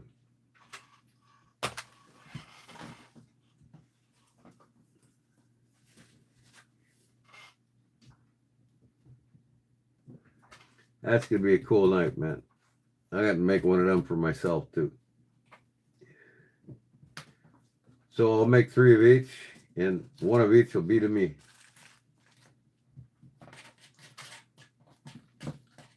And I got to start getting these things listed on eBay. More knives, more knives, more knives, more knives on eBay.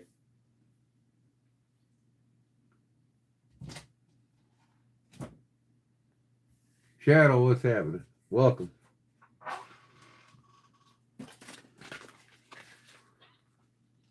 Give me a piece of juicy fruit.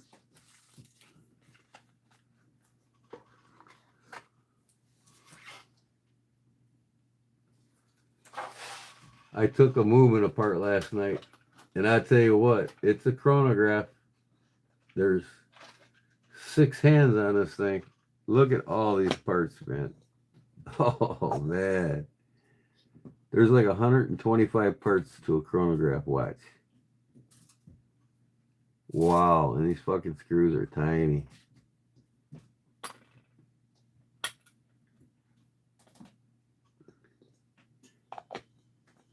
So I'm going to clean it up, put it back together. And then I got to buy a case for it. It's a Constantine watch. It's a very, very nice watch movement.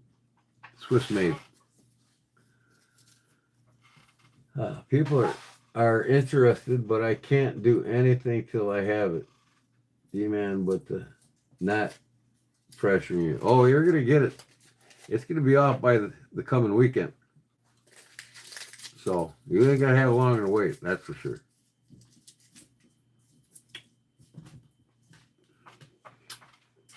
Only thing that's going to be waiting from now on for me is when I have custom things done from other people to my knives. I can't control what other people do for me when I got to mail them off something. No more waiting on me.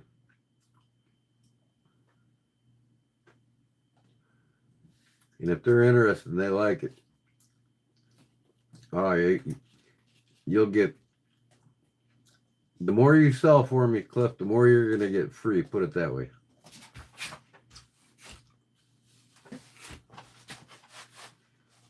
I need to come up with an Alaskan knife. I know what them boys like to use out there. I've done my research. But I want, and I'm not talking an ulu either.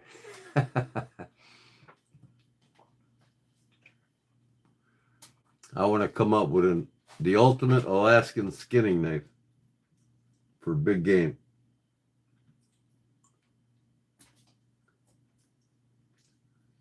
Hit by a truck hauling hay. Holy shit. No good.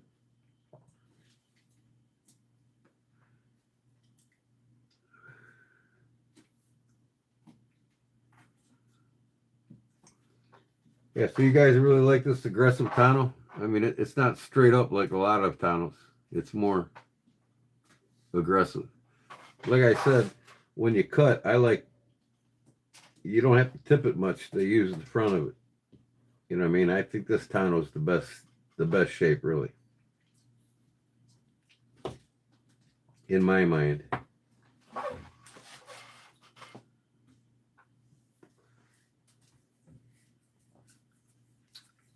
Cool. All right, let me go upstairs and show you what I made the other night. I can go get it. Be right back.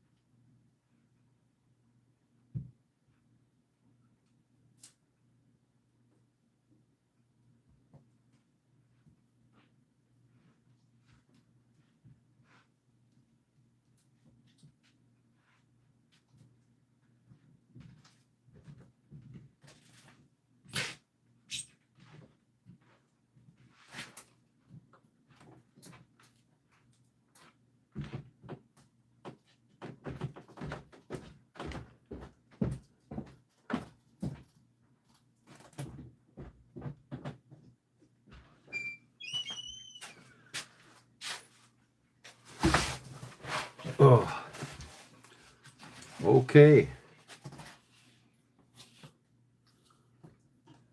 Check this out. I made a monkey fist with my new jig. It's my jig. This is the size of ball that's in it.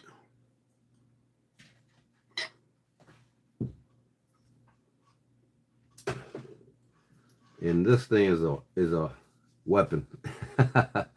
I got 2 loops here. It's gonna come off of this key ring, and I'm gonna get a huge, deep carabiner, so you can put your hand in that carabiner and you can really whack somebody with this thing. That thing will hurt somebody's day.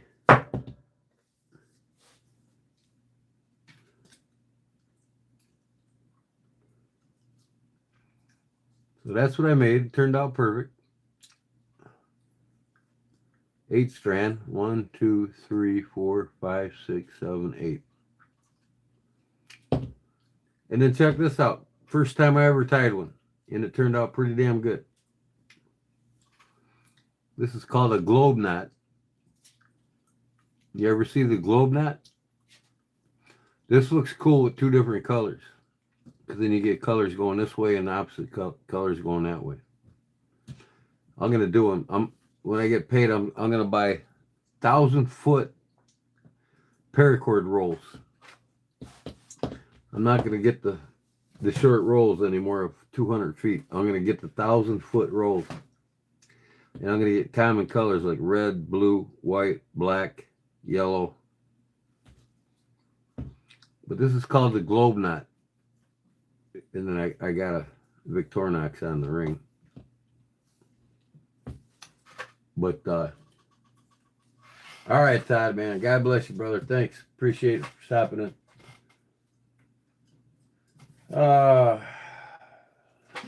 So here's the balls for the globe nut. This is the size of balls here. They're like big marbles. You got it at a garage sale. There. That's what's inside the globe nut.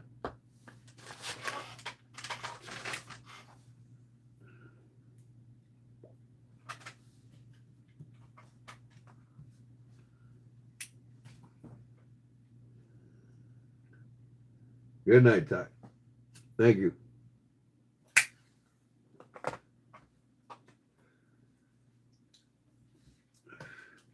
I just love my Bambino, man. I'm wearing this thing between this and my GT, my diver.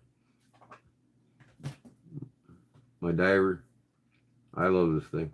I love the blue hands on it. Classical look, you know what I mean? Old vintage classical look.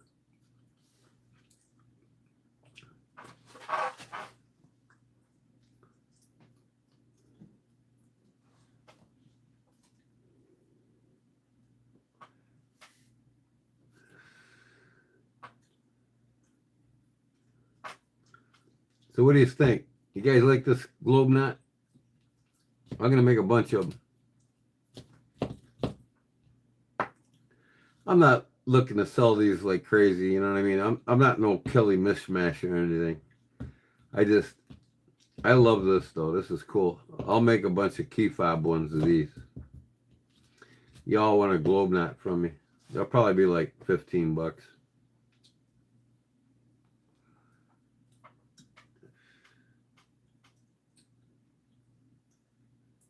Yep, the old vintage look never dies. With the Roman numerals. This is like the 50s, 60s vintage look. And man, you can't go wrong with an Orient. You just cannot. Made by Seiko. Or they're independently owned. I mean, independently operated, but they're owned by Seiko. Japanese movements. They're superior to Rolex, man. They really are. That thing just glides across the dial at second hand. And I got 2 more coming in the mail. 2 more new ones. Hopefully my wife won't find out. She never goes back and watches my lives though. So I'm not really worried about it. Thanks, Clip. Yep, I love my watches, man. I always ask people like my brother's bar, I said, why don't you wear a watch? They're outdated. Nah. I got my cell phone. I got a smartwatch. I'm like, yeah, but I can look at my watch and tell you what time it is faster than you can look at your smartwatch because you got to touch it. And you got to touch your phone to see what time it is. I just look at my watch to tell you what time it is. But they're coming back, man. People are starting to wear watches more now. Again.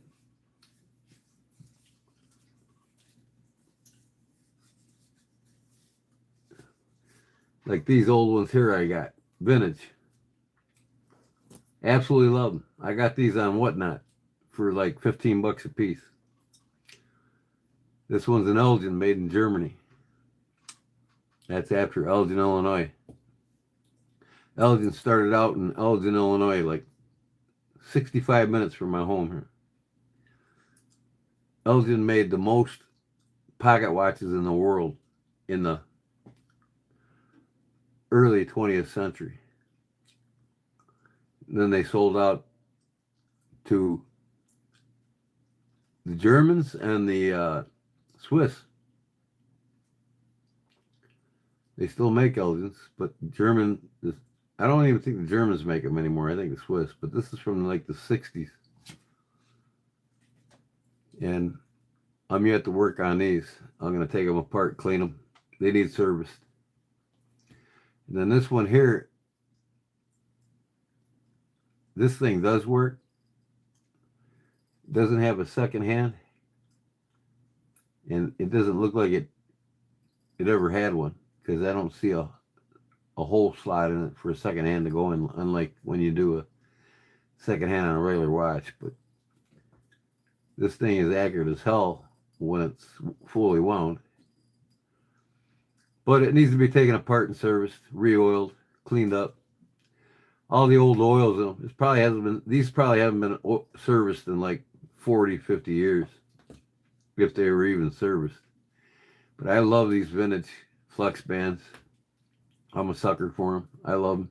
Each one's different looking.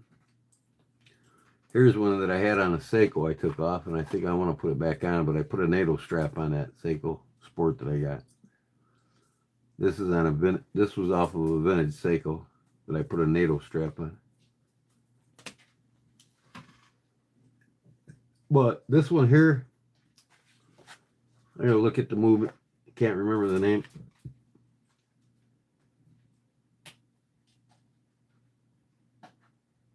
The Kenzel. It's a Kenzel. Swiss made. No, made in Germany. A Kenzel made in Germany. I just love how these dials, you know, how the cases are. They're just clean cut edges. Reminds me a lot of the German style. Reminds me a lot of the Japanese style, where they got clean cut edges around the dial, and they're thin.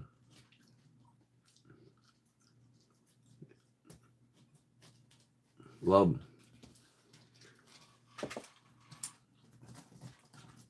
No Charlie Cook tonight. I was hoping he'd come on because I put his watch back together. I'm going to send this back to him tomorrow or Wednesday.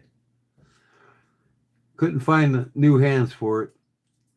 It's a hard commodity for these watches because they're not really expensive watches. But I got to put a new battery in it. I had it working the other day. The battery that was in it, it's working. But I got to take it back apart and bend this hand down. It's a little too high up, and it's after a while that second hand will catch on it. So I got to take it back apart, straighten out the the minute hand. For some reason it's hanging, and I'll put a newer battery in it. But that's his Ducks Unlimited watch. His wife got him for an anniversary present. I put a new crystal in it. I bought a new crystal for it. So now I can wear it again. It's been here long enough, that's for sure. And then I got two more. I was going to take the hands off of this one. I got this on Whatnot. But they're not going to work.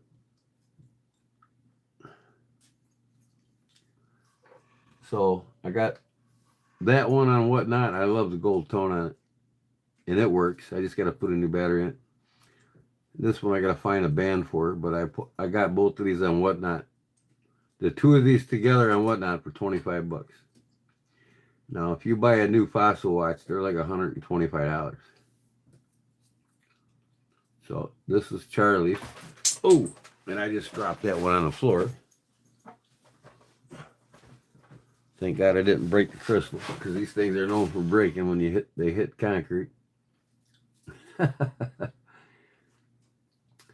But I do have like 6 or 7 of these Fossil watches with the blue dials. I even got a ladies one. And my wife, she don't want to wear it, so I'm probably going to sell it.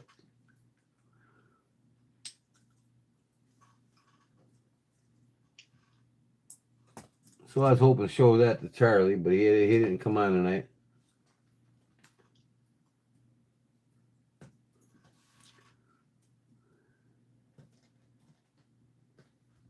I just like the looks of these blue dials on these Fossil watches. Fossil's not really a great watch. I mean, they're inexpensive watches, really, but even at the $125 range, they're still a little too pricey for what you get. I mean, they got a $5 movement in them, you know what I mean? They're nothing special at all. Just Fossil's known for pumping out a lot of different styles of looking watches, and people get them. It's more of a fashion thing than anything. I mean, they're not a quality watch. They really ain't. But they do look nice, you know, kind of like a Rolex. Their movements ain't worth a damn, but their style is unique.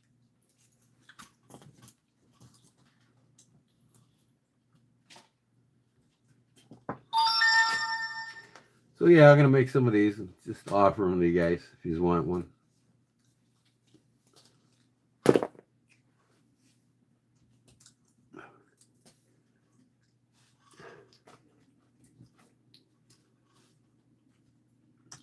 Here's another one I gotta get a battery for.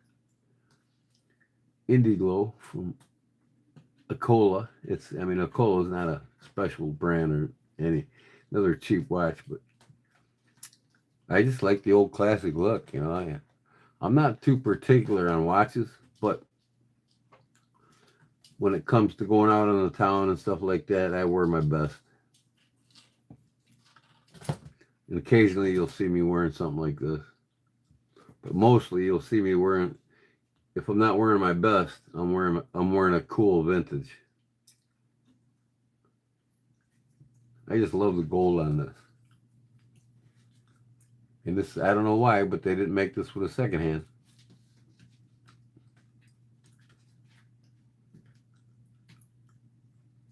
But them are two German-made watches. I love my German watches just like I do my... Germans make some of the best watches in the market. And it's the same with their knives. The Germans' traditional knives are some of the best in the world. They just take pride in what they make and what they do. I mean, and I'll tell you, any new German knife surpasses a new case, a new American-made case, by far. Ah, what's this one here? Yeah, here's another one I got in that dollar bag. It's pretty cool. A ladies' cocktail watch. What's the name of this one?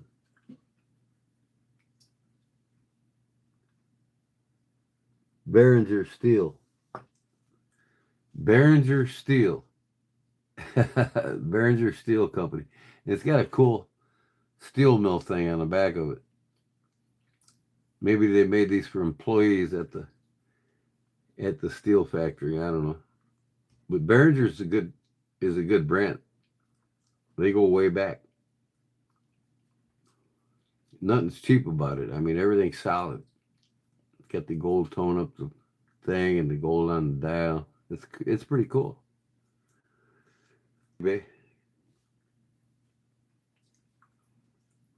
Clasp works. Everything works. What else I get? Oh, I got this one. Gold plated. You see it's all worn off. But this one here is a Seiko. It's worn off. And the crown's missing. So I'm going to go on Whatnot and get... You always find a bag of crowns. There'll be like 200-300 crowns in a bag. You can buy the whole bag for like $10 on Whatnot. I got to start buying watch parts on Whatnot. That's where I get them really cheap. Y'all fall asleep. Nobody's talking.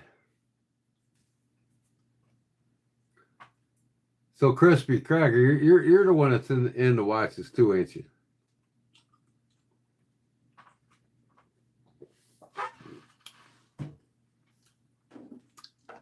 I got to take this apart and service it for my mom. Inexpensive, but it's the Swiss movement. Elvis Presley watch. I put the band on it.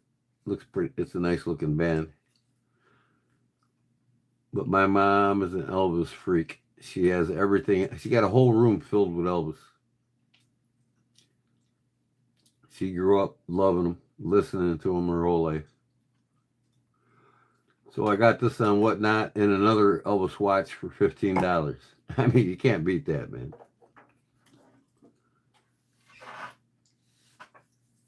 I am here, Paul says. Where is Gruen from? Gruen's a Swiss movement, if I'm not mistaken.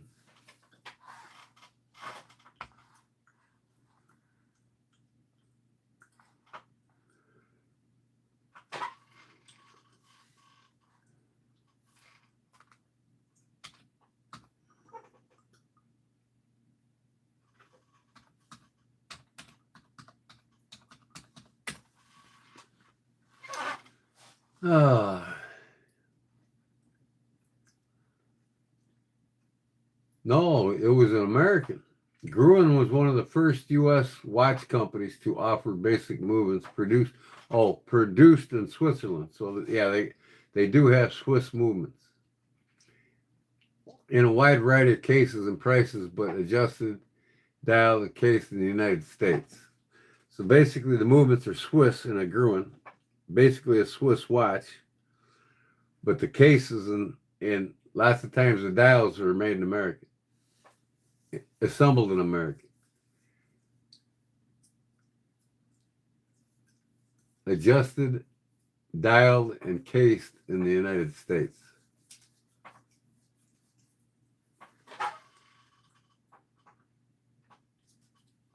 Grut from the Guardians of the Galaxy.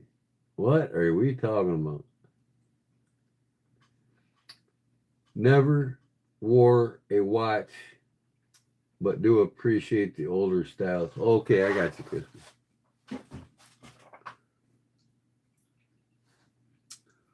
I mean, how many YouTube knife channels you can go to where you get a little bit of knowledge thrown your way about watches as well?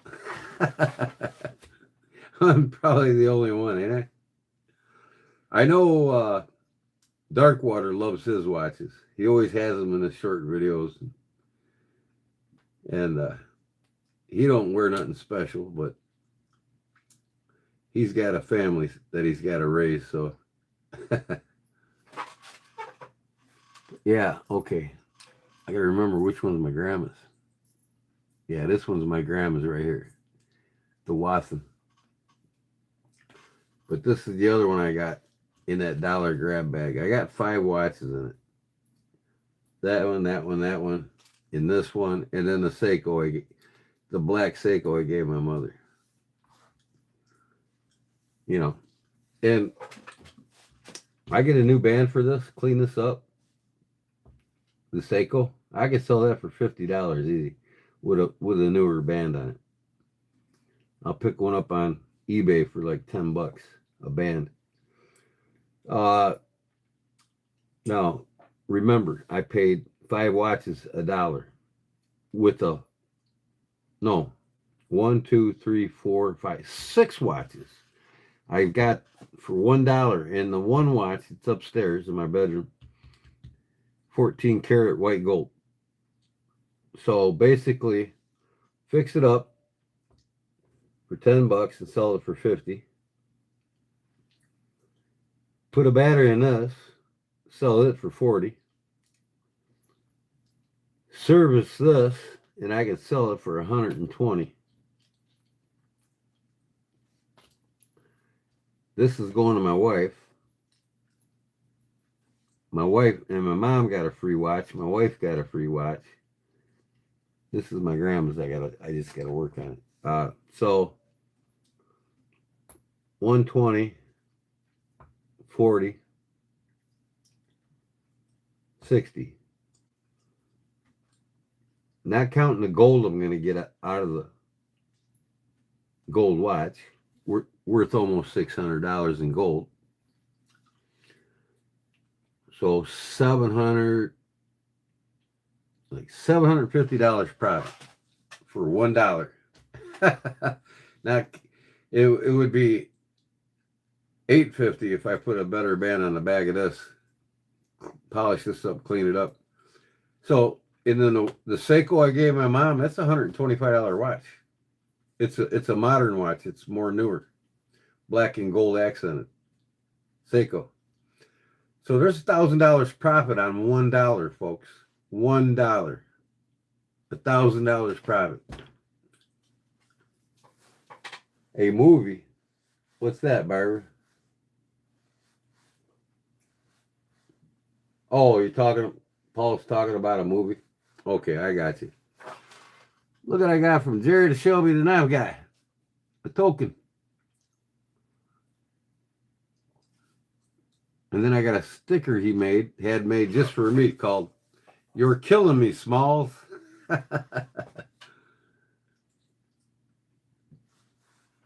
Oh, what do I got over here? Benrus. I think I got this one from Big Jim. But I'm going to put a battery in it and clean it up a little bit. It's a cool looking watch. Benrus's ain't bad watches, but, inexpensive. $100 models, just like the Fossil watches. Some of the older vintage Benrus's, they can fetch up to $400 or $500.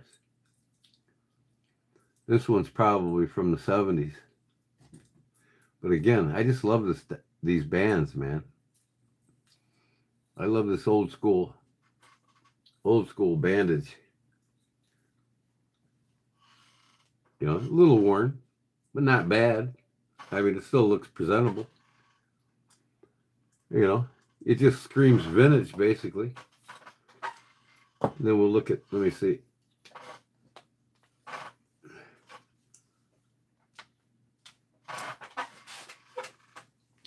Here's when you get a quality leather strap. You wear it well, it takes the shape of your wrist. There's no cracks in the leather. That's when even a year later, this thing will not be cracked up. And when you get watches with cheap leather, they start cracking. This won't ever crack. I'll keep it conditioned. Yeah, I just love these. I just love these things, man. What in the hell? Look at that. I had the plastic on the back of my watch still. Didn't take it off. It finally came up on my wrist. Okay. But yeah, look at that, man. You probably catch me out in public wearing this all the time. I just love the gold tone in it. And then the old vintage look. Slim, elastic band. It just, It's not like you're wearing a Rolex where it says, "I'm in the room. I have a Rolex. Look at me now." You know what I mean? This has a presence when I enter the room that says vintage, old fashioned, conversation. Let's see your vintage watch. That's cool, man. I love the vintage vibe. And here's the other German one. I mean, just cool, man. I would wear these in a room any day, anywhere. And maybe occasionally in a Rolex. But I'd wear these more than a Rolex. Especially Elgin. I mean, I love anything Illinois, Chicago, I collect. But unfortunately, this was made in the 60s after Elgin sold the company. Just love it.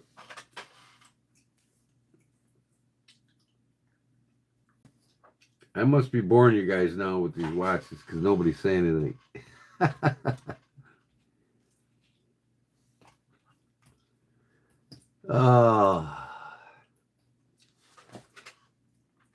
I need to clean this one up for my wife. That's what I think I'm going to do now. Why not? I got to have some fun too. You know what I mean, guys? So here, I'll set the time on this one. I wound it up. See how accurate it is.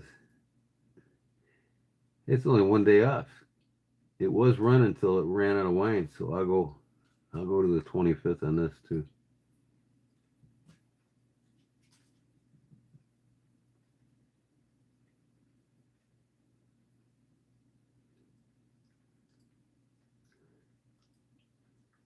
And that thing changes right at midnight too, that date. I love that. Fucking Germans do know their shit. So 2:38. There we go. We'll keep an eye on that time on that.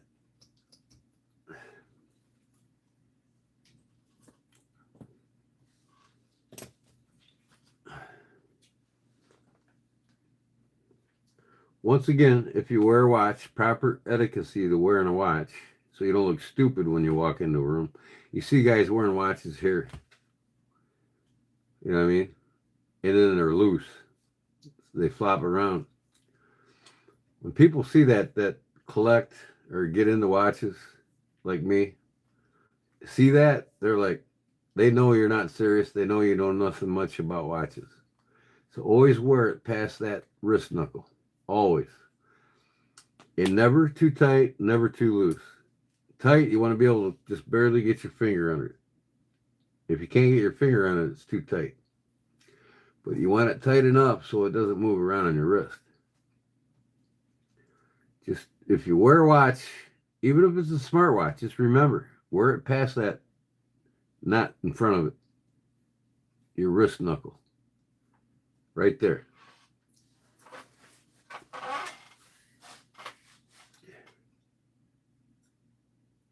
Knives are awesome. They're fun. They're always fun. You know that. But I got to play too once in a while. And you guys are just along for the ride. That's funny. Let's see if I can take this off here. I might find a better band for it too. This I don't like this. See, I can make my wife a nice leather strap for it, connected here, instead of having this. But then I got to put a buckle on it. So I might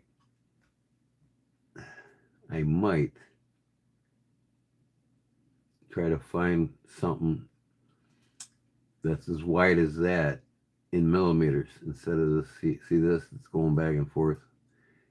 Get one as wide as that so it looks at least decent. This looks hokey. Hokey dokey.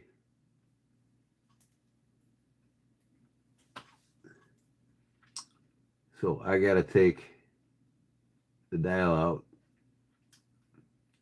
Actually, I don't really have to. I can polish it just like that. All right, I got to go get some sandpaper.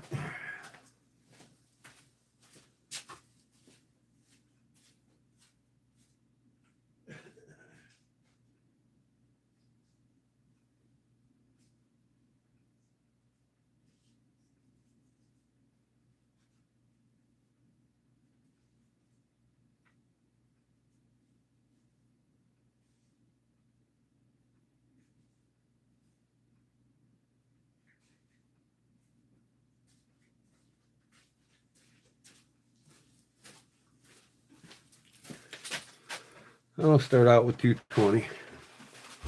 Work my way up to 3,000 here, and then I'll get the diamond dust out and go to 50,000. So I don't want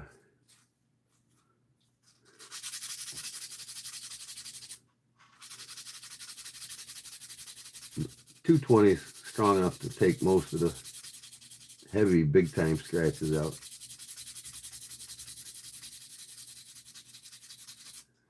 You see how cloudy that is now? Watch that thing clear up as I progress in grits. Just like I'm putting a mirror finish on a knife. And then I get the main scratches out. If I have to go to the coarser grit, I will.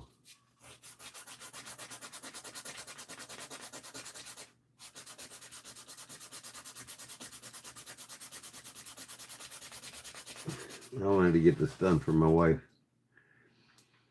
Now, if the inside is all scratched to hell, which most likely it's not, it's usually just, it's starting to clear up now.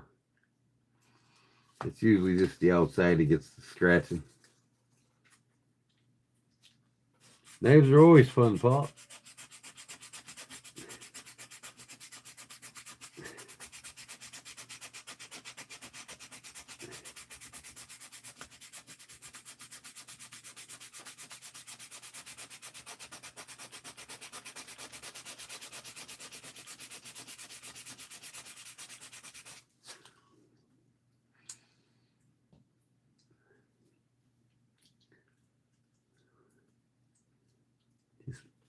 I'm just making sure there's no heavy scratches in it when I progress. There we go. All right, we'll go to the next grit. I'm going to try the 600, from 220 to 600.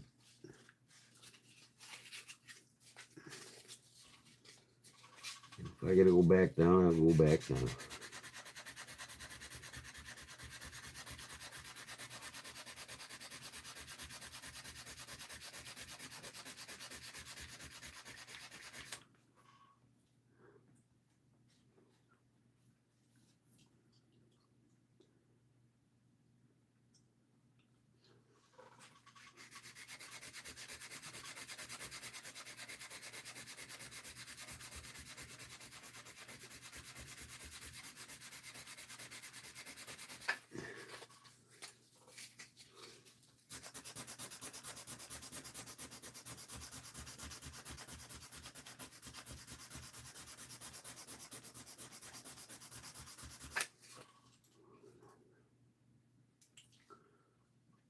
I can read it now, finally.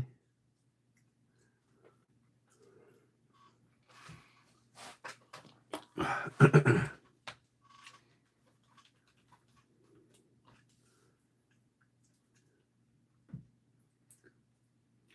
it's cloudy from the sandpaper. But that'll go away as I progress.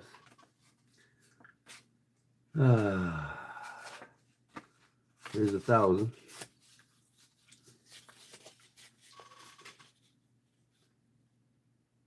A mirror polish on a knife would be a fun life. On the edge? Cutting edge or on the whole knife? It takes forever, Paul. Let me tell you. I mean, it takes me 2-3 hours to get a mirror polish on an edge, on a knife. You want to sit there and watch me sand for 3 hours.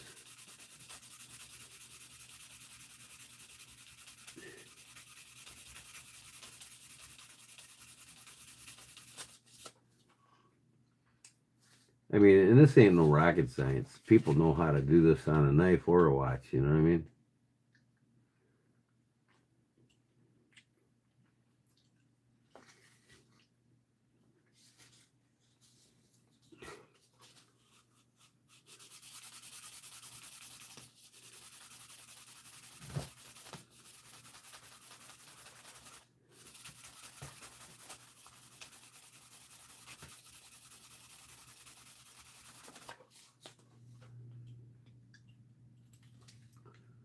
You see it's starting to clear up.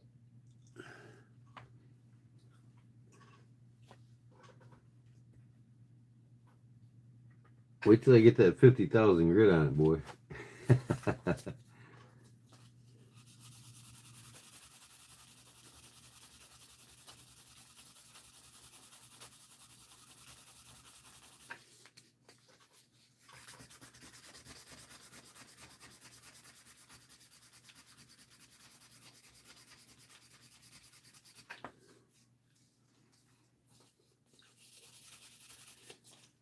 See, this is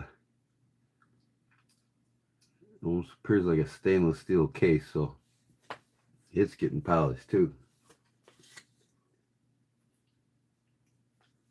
No thanks, what, Cliff? What we talking about? No thanks. Yeah, no thanks. You don't want to sit around 3 hours and watch me fucking sand on a knife. It takes a long time to do them, guys. The mirror polishes are not achieved by a few grits in an hour. You ever watch some videos where the guys go through it really fast? 1,500 grit here. And you see a big pile of sandpapers piling up next to the knife when they're doing it. Well, that pile of sandpaper is a good 3 hours of sanding.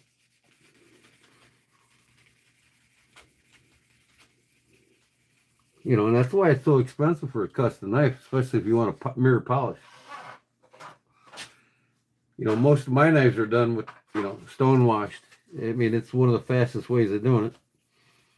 And it hides scratches. If you want to watch, you know, I only recommend a polished blade when you got a knife that's for looks only.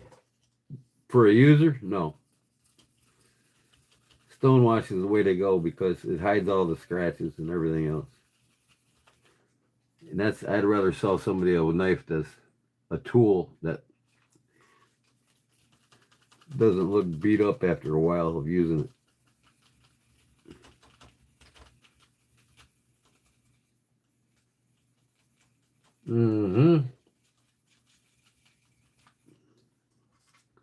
Knives are tools, right, Cliff? They're not fucking toys and objects to look at. Unless you spend $1,000 on it and you just got it for show and say you can, hey, look at me, I can afford this. Oh, yeah. I get my Rolex, it's going to be for show. About you won't never see me wearing it out that much.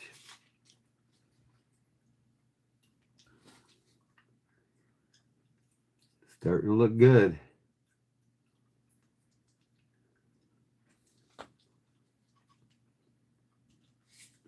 I got 1,500 grit on it right now, and then I'm going to jump to 3,000. And then I'll switch to the diamond paste at 5,000. I'll tell you what, I put that 50,000 diamond paste on a knife. Oh,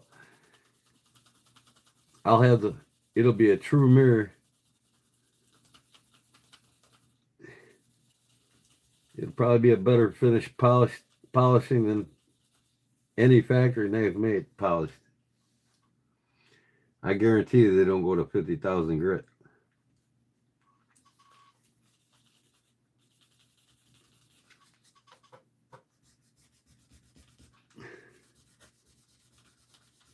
But this watch style is going to go to 50,000 grit.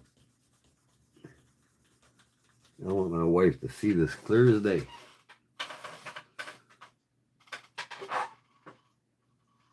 Drew's Collector's Edge. What's up, brother? Look at my new pocket drop. The Casanto. Named after Kathy on Vernon Stables Forge. She said she liked the Tonto, so I said I'll make a custom Tonto pocket drop.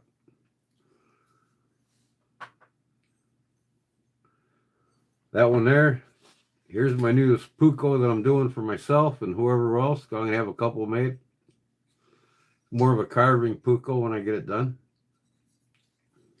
It's going to have a 1/2-inch brass bolsters in the front on both sides.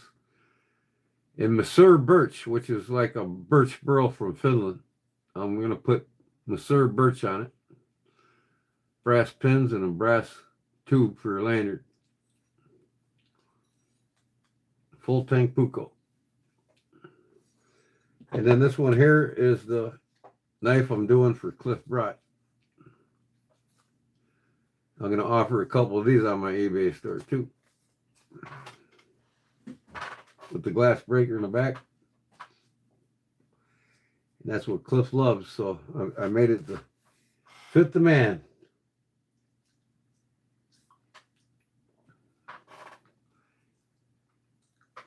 Yep. Yeah, you never know when I'm live, do you, Drew?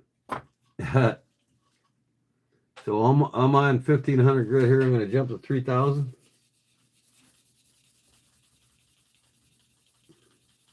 And then the 5,000. So I think that's enough of the 1,500. Here's the 3,000. And then I'll go to 5,000 diamond paste. Up to 50,000 grit. And this thing will be crystal clear. Put a little slaver on there. But I'll show you what it looks like here. You guys see how foggy it was when I started. Brass and burl will be sweet. Oh, you know it, man.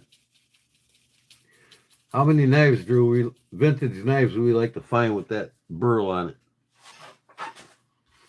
Not too many makers either, man. But the Swiss are known for it. And so are the Germans and the Italians.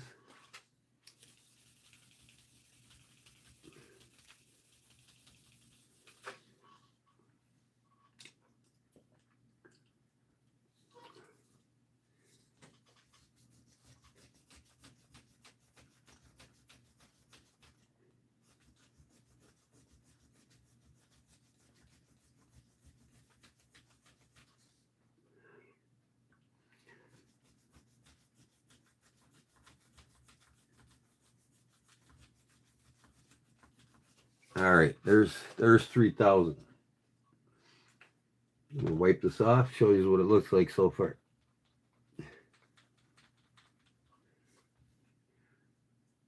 You can see through it now, huh?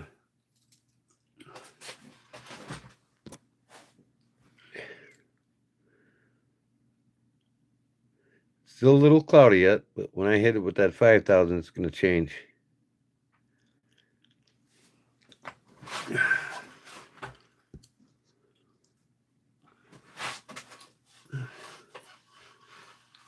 And who knows, I might start over if I don't like it.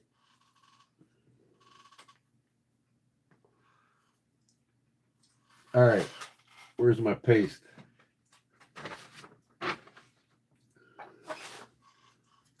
Where is my paste? Where did I put my paste? I got a battery here. Huh, I have to leave that out. I think I put it behind me.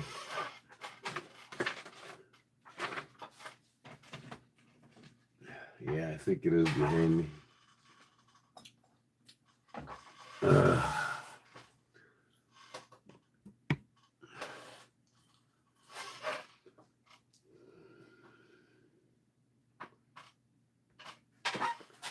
What the heck happened to my live on my damn thing here? There it is.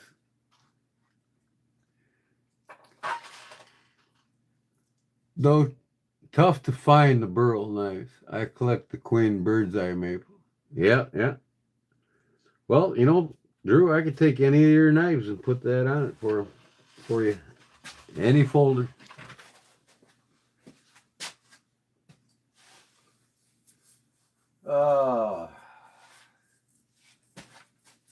Where did you go, Paste? Now watch me not find this stuff. Where in the heck did I put it?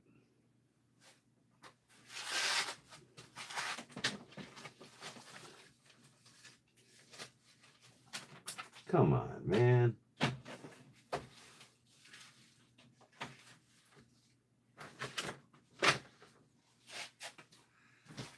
I gotta see where my phone is. I might have to charge it.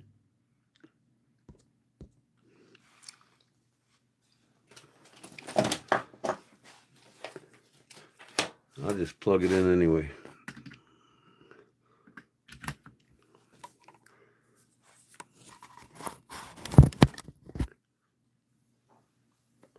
%. Damn, saved by the bell. All right, where did I put my paste?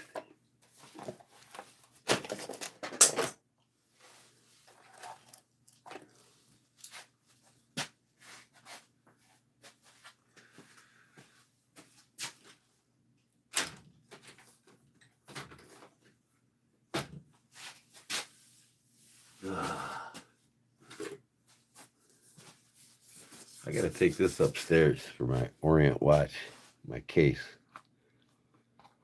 I left it down there and I forgot to take it upstairs and put it in my vault.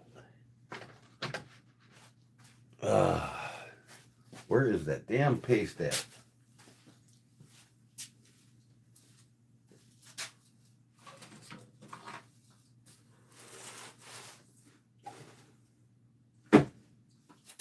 Now see, I hate when I move stuff. Oh, here it is. Found it. Found it. All right. You can buy this on Amazon. Tech Diamond Tools. It's a 3-pack kit of 3 syringes with this is 50,000 grit. And then you start out with 5,000 grit here. And then you go to 14,000, and then you go to 50,000.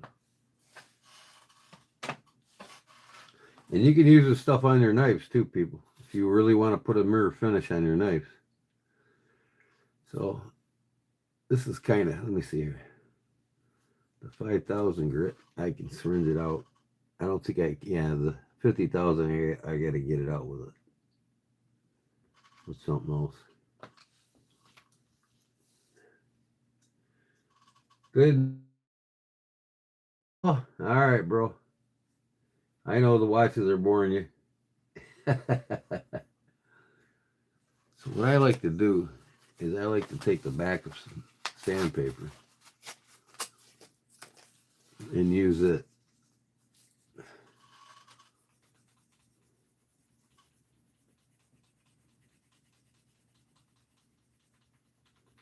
Now this is made from real diamonds. This paste is. So you can imagine how many microns small this shit is.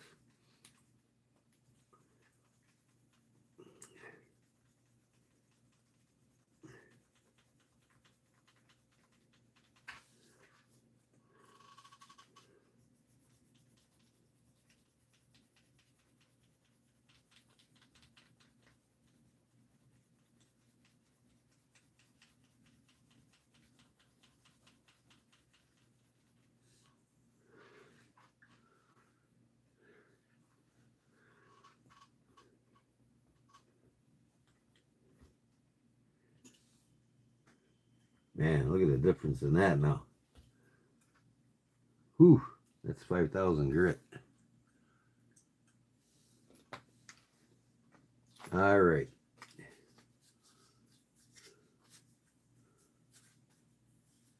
Let's go to the 14,000.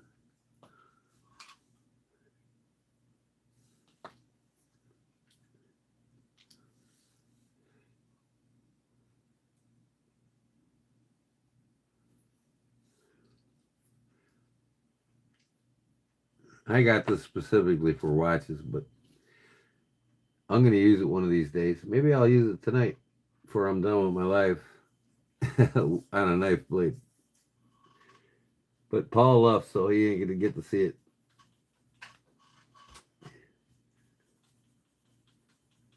$14,000 grit here, guys.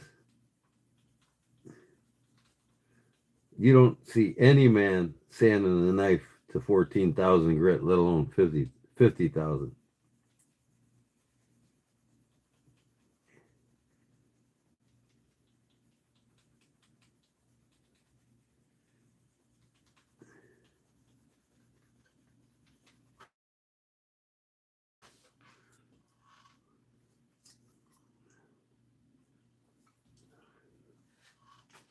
Let's see how that did.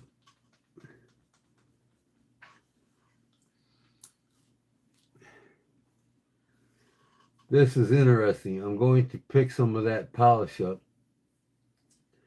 I use Novus plastic polish on my Cohen slabs. Yeah, I'm telling you, man, this is some great shit, man. And it's made from real diamonds. I mean, Tech Diamond on Amazon. Diamond powder, USA made. I think this cost me like 34 bucks. You get 3 vials here. You start out with 5,000 grit. 5 grams of it, diamond compound. And then you go to the 14,000 grit, 5 grams. And then finally, I'm going to finish it off with 50. This watch dial, when I started, Drew, you couldn't even read the letters. Now, like I said, I don't know if it's even scratched underneath. I will take the whole movement out and check the other side of the crystal and see if it does have a. See, now I do have a slight scratch right here, and that's only because I should have went to 100 grit instead of 220 starting out. But as long as my wife can, it looks nice and my wife can read it. That's all that matters. I mean, you couldn't read anything when I started.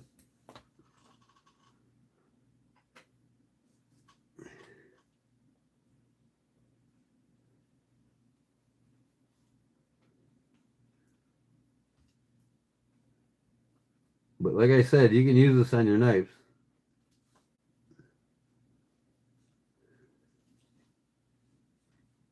Because it's real diamonds, and it will give your knife a polished finish more than any polish you've ever seen from anything. All right. Like I said, I'm probably going to do this over. Now this one here, I got to take the back of the valve off.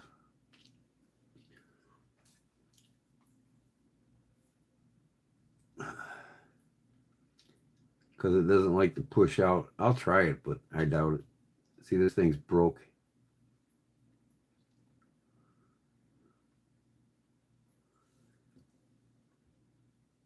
Oh, it comes out. All right, cool.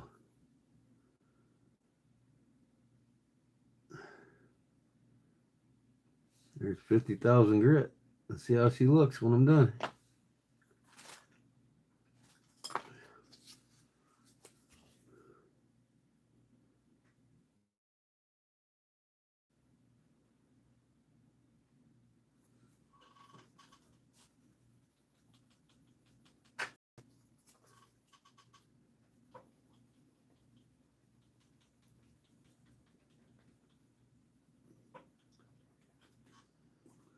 And that's way more aggressive than the...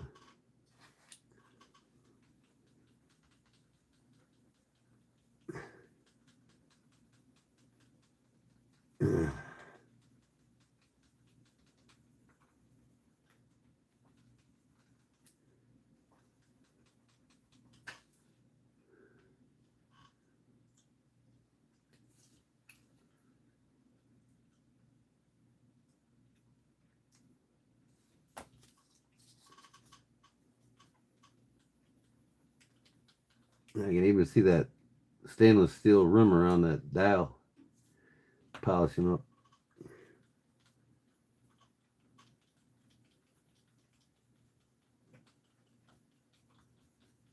It should be a mirror finish on the top of that stainless steel dial.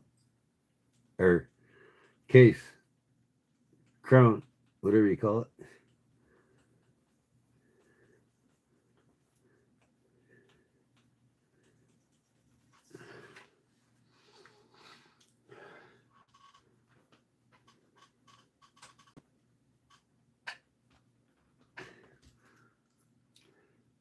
Look at that black. That's coming off the dial. Or the case.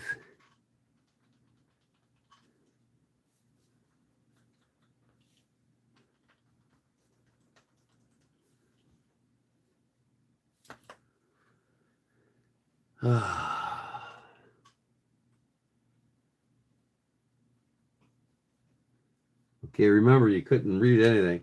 It was so foggy, right?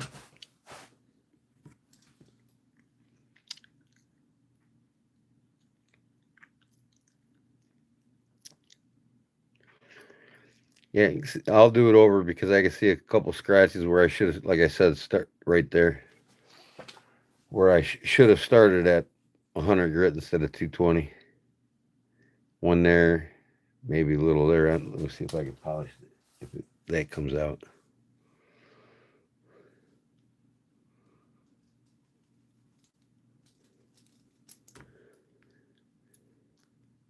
Yeah, a little bit there too. So I'll do it again, but I just wanted to show you, other than them little scratches, look at the rest of that. I mean, it's like crystal clear.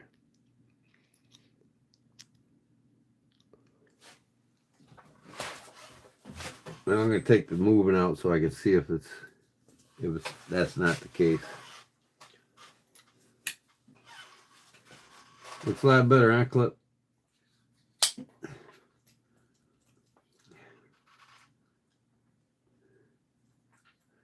Man, look at the dirt on the back of this boy. I gotta take it apart and do a lot of cleaning here. There's actually a tab here.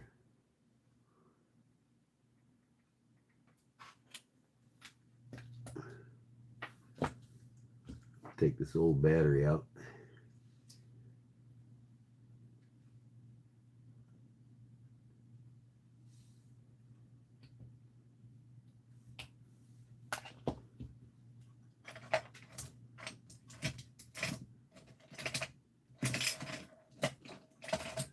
All right, where now is my tweezers?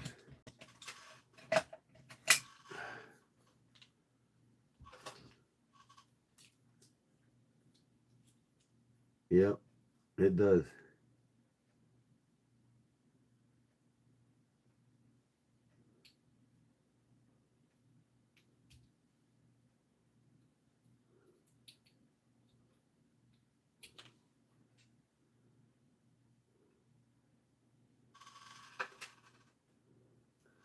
This might be the right size. No, it's too thick. All right. I'll get her a new one tomorrow for it. Man, look at all that dirt in there.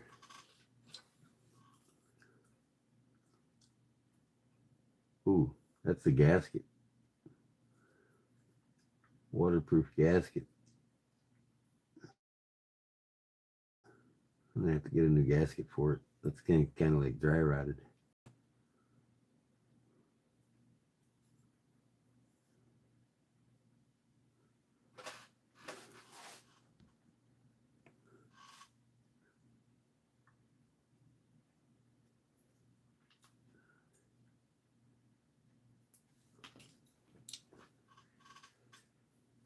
I love how much you like the knife. I recommend it.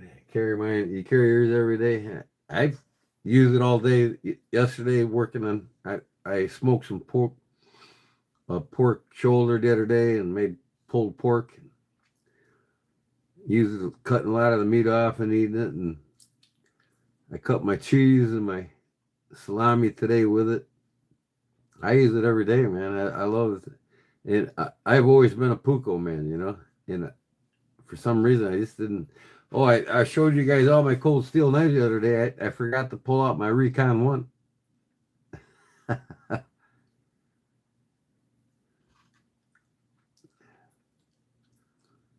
Sharp. Japanese movement. You know it's a good movement when it's Japanese movement. So now I got to take this whole assembly apart here. Take the plastic guard off. Take the crown out. I have to put my eyes on here so I can see what I'm doing. My magnification. A little too small for my eyeballs. Every one of these quartz watches has a different spot you push to pull the crown out.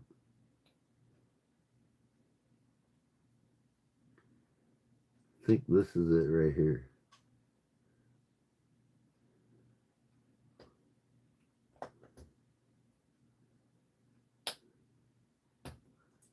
Come on. Come on.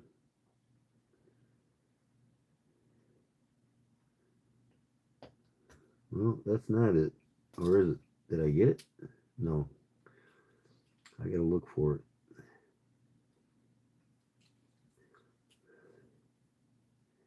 I think it is, though. I don't see any other place. Just being stubborn.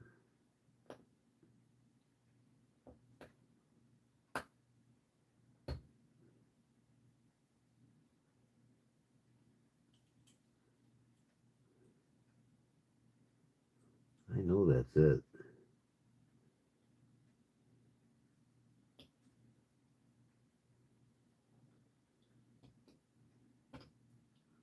Come on, man.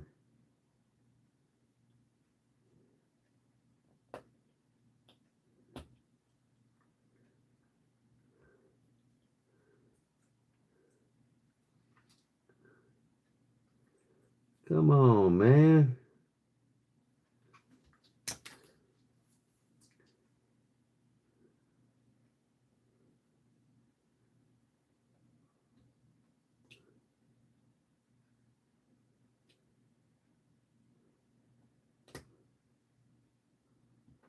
Man.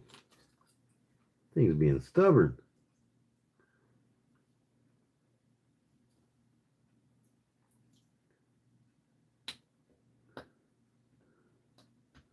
There's no other place showing where you push down on that thing.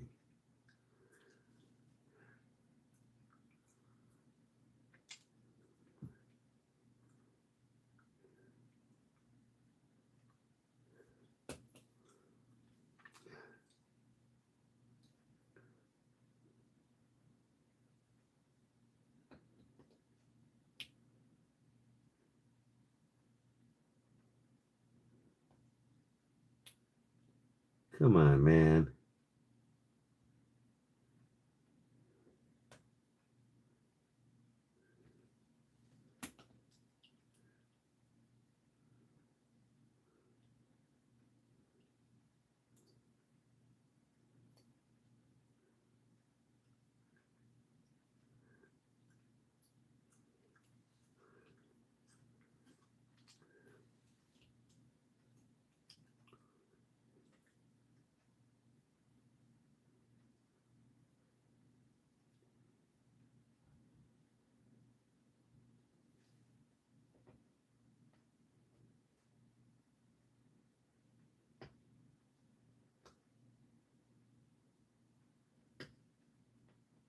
Wow. One of them oddballs. Do good heat treat.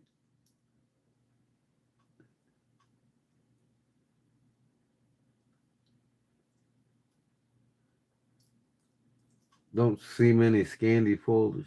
A lot of them are making them now. A lot of the companies.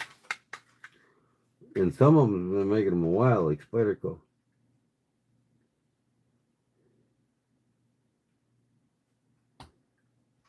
All right, I got to get my better magnification here and see what's going on with this thing.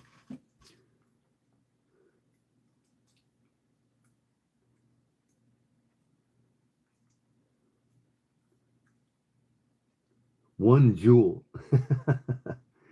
There's one jewel on this quartz watch.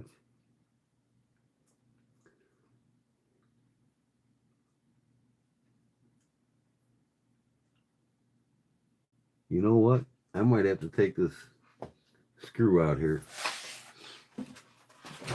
One of them jobs where you got to take a screw out. Where's my damn screwdriver set? There it is.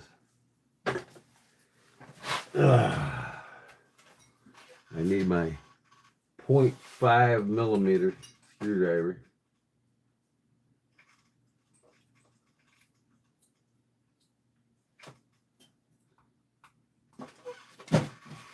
Half a millimeter screwdriver.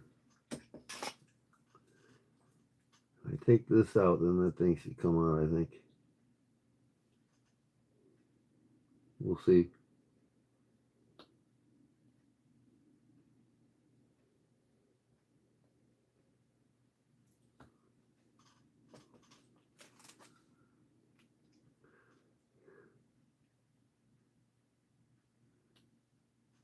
Oh, screw launched.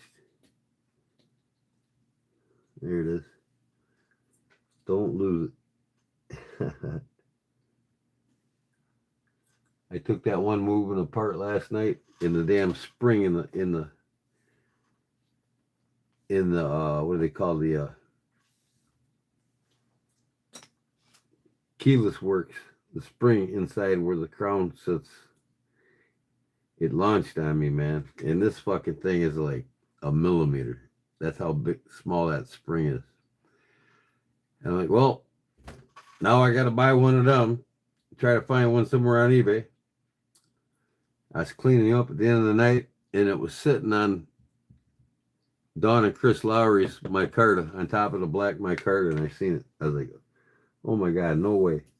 There it is. Now, does that come out by itself when I do that? Or I still got to push down on it?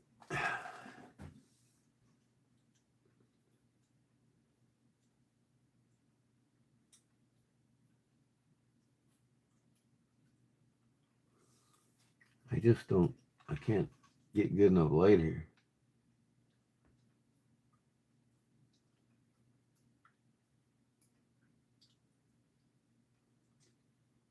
You just don't get it, man. That thing should come right out. I've never had a problem doing this before.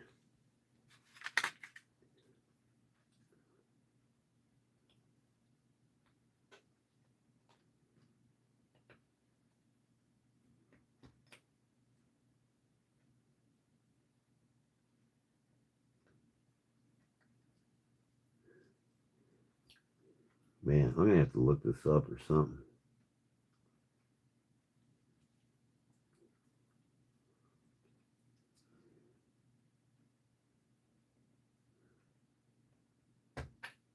this is like aggravating. Come on. Oh my God.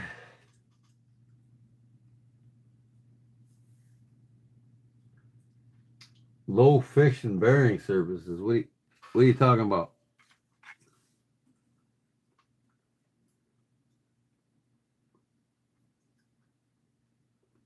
The fuck's gonna take that crown out, man?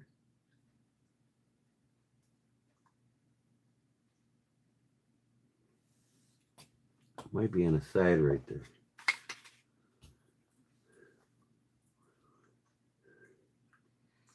Some of these things are offset on the side somewhere, and if you don't find it, that ain't it. That ain't it.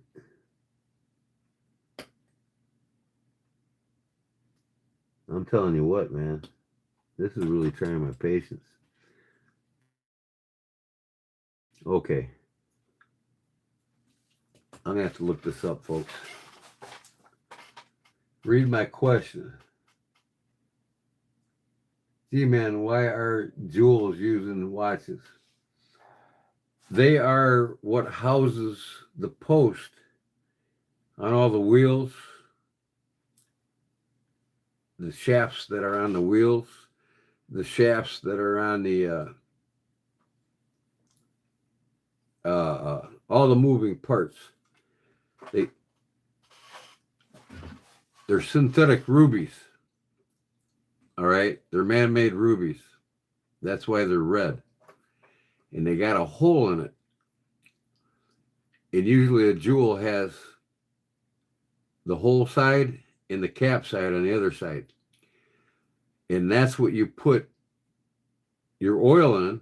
Just a little touch, a drop of oil in them, and that's what the post on your wheels sit in that spins freely. I mean, so it sits in there like it's floating in a bed of oil inside the jewel.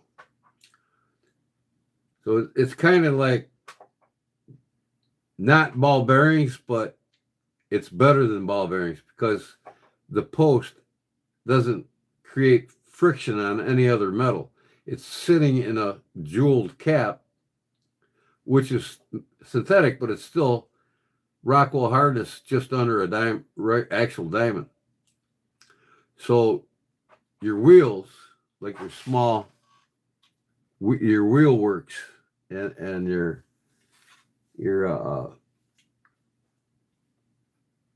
pallet wheel and everything that operates in motion sits in a capsulized jewel with a hole in the top that the post sits in.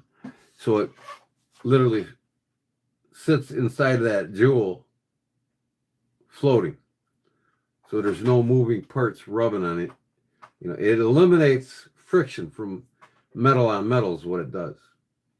So the more jewels, the more higher end of movement because it takes more to make the watch with more jewels, of course.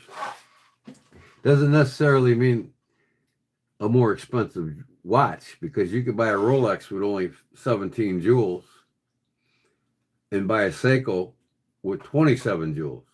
Well, the Rolex is still going to be $9,000 more than the Seiko. But most of your high-end watches have anything between 17 and 27 jewels in them.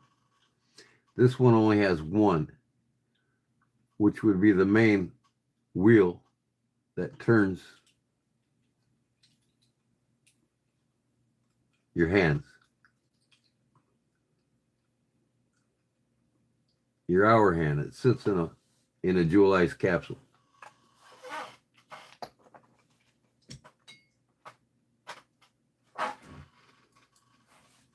So you understand, yeah, it's not like a bearing where there's still metal hitting metal. It's a capsulized jewel with a hole in it that the post goes in. Say this is your post. Instead of having it pivot on top of metal, it's pivoting inside of a capsulized jewel that's filled with oil. In the metal, of course, since the Rockwell hardness is just under a diamond in the jewel, even though it's synthetic, it's still high in the diamond scale. The post going in through the hole, even if it does touch the jewel, it's not going to rub it down because metal is much softer than the jewel. All right, I got to look this up. I got to split my screen here and look it up.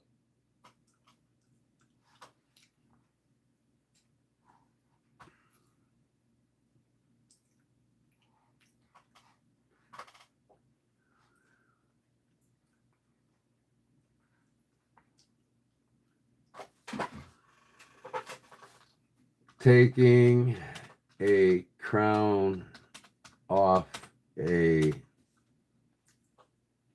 sharp quartz. Yeah. Sharp quartz. Watch. And there'll probably be several of them. I gotta find the right one.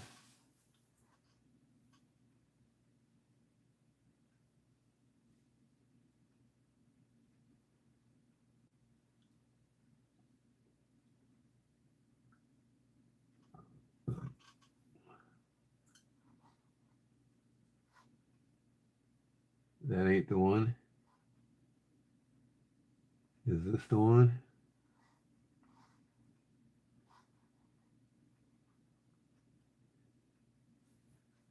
Yeah, it looks like that there. All right, let me see here now. The crown has to be in position 0. The position is right there. It's a very, very small dimple. Yeah. If I take the crown and I move it to the positions, number 1 and number 2, you can see all of a sudden that little dimple has disappeared inside the movement. So I'm going to return that back to position 0. I got you. I have a very sharp instrument here. The dimple is very, very small. I'm going to place it. I was hitting the right dimple. And then release.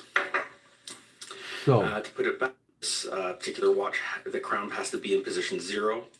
The position is right there. It's a very, very small dimple.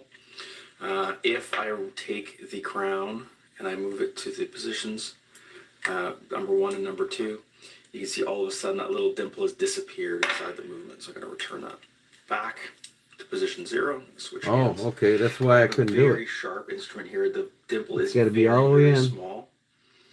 You know, place it. There we go. Here. There's a small dimple there. That's the one I was hitting. To put it back, we're going to line it up again. Give it a little turn, and you will not have to repress that dimple to be able to put the crown back in. Let me see Right that one there, more it's a time. very, very small dimple. If I take the crown and I move it to the positions, number 1 and number 2, you can see all of a sudden that little dimple has disappeared inside the movement. So I'm going to return that back to position 0. Switch hands. I have a very sharp instrument here. The dimple is very, very small.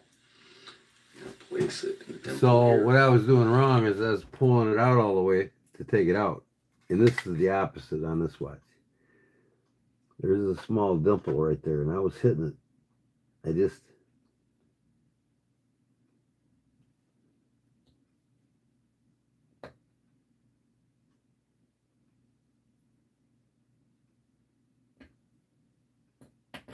There it goes. Look at that. I'll be damned. Thank God for YouTube, right? Now, as long as I'm at it, I might as well put that tiny ass screw back in. 1/2 millimeter screw.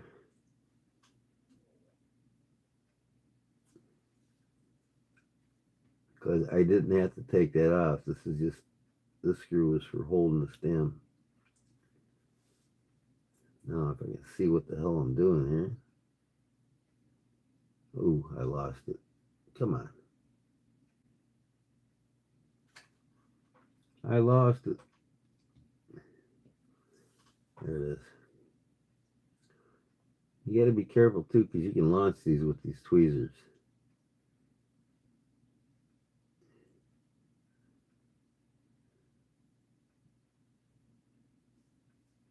Get it started. Where's my screw me driver?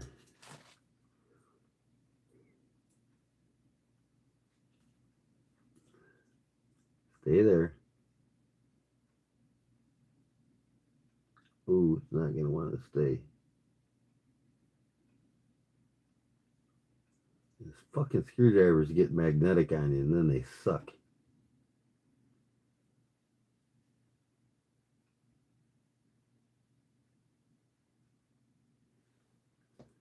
Ah, come on, man. I gotta hold the fucking screw with the tweezers while I screw it. If I don't launch the fucking thing.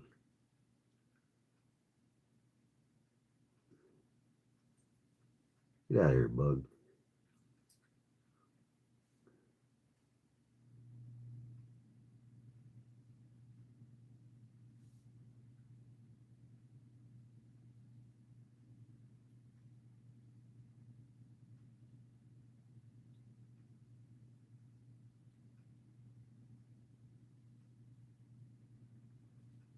Oh my God, I did it. I did it. I done did it. A 1/2 millimeter screw head.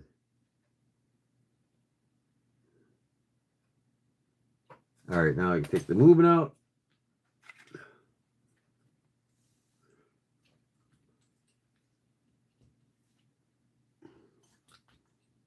Boom. That thing's nice and clean.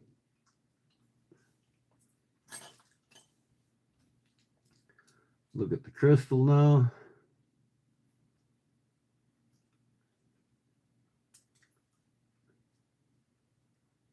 See if there's any scratches on the inside of this thing. Ah, shoot. Back to my live stream on my computer. I learned something new, Cliffside. YouTube University. Sean, I got some.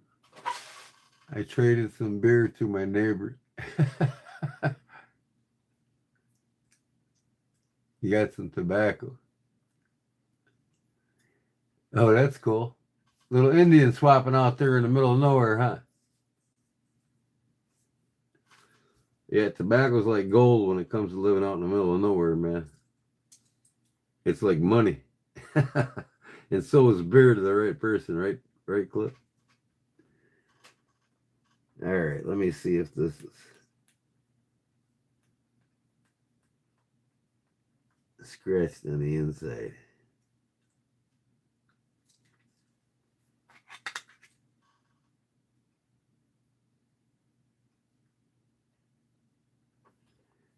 Should be able to feel it. No, them are external scratches. All right. Yeah, so I'm going to have to start at a more aggressive grit and do this over. I can see the scratches now. Dial's out of here. One there, one there, one there, one there. I shouldn't have started at 220. I should have started at 100 grit. Doesn't take long. I can do it again right now. But, yeah. Everything's fine on this movement. I won't know until I get a battery in it.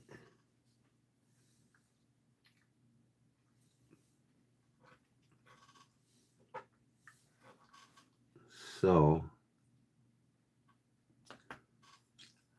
I might as well leave it apart while I resand it. Did Drew go to bed? Did he leave?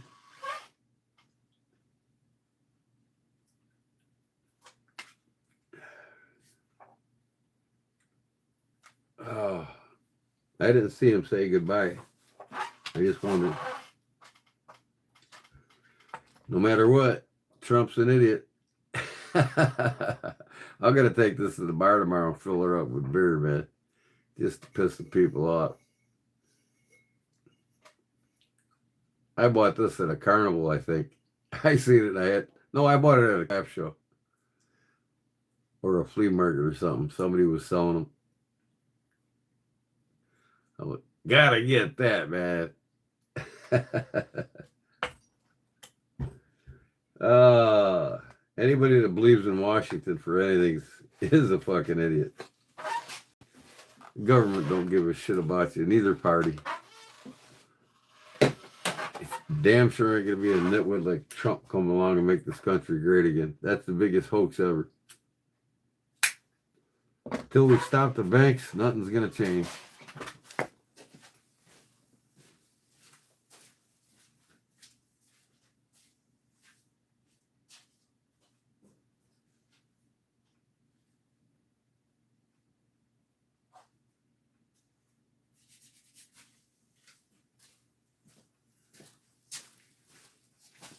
Okay, back to the aggressive grits.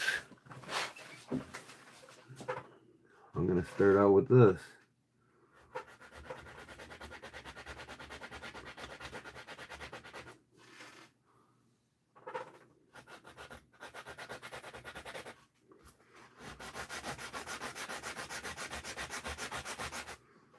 This should be like 60 grit. I can't read it, but I know it is.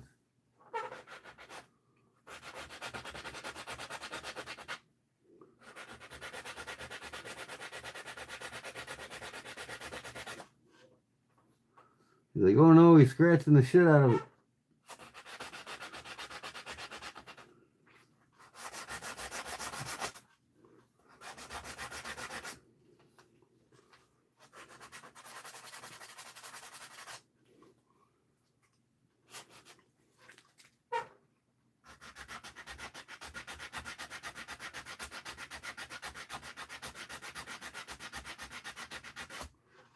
But I gotta go to the deep scratch there out of it.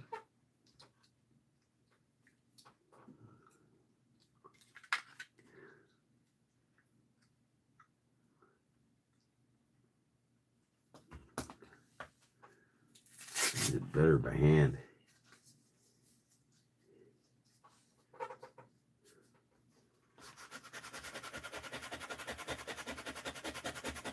Oh yeah, oh yeah.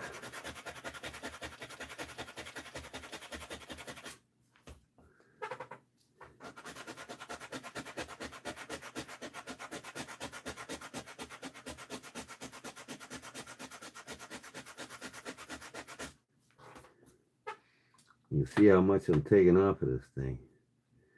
What the hell is that? That looks like another spring off my other watch. Come on. No way. I better save that.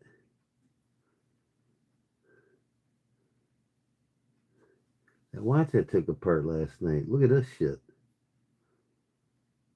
I can't even, it's so small I can't even grab with these tweezers. I need a piece of erotico. Piece of erotico, little putty. I just seen this in the corner of my eye. I'll zoom in here. Check this out. See that tiny ass spring? Just to show you how small that is. This is 0.06 millimeter. This screwdriver. 0.06 millimeter. Look at that spring right there. It's like a 0.5 millimeter spring, and I know it. I know it probably came from this watch. So I'm going to put it in this watch case.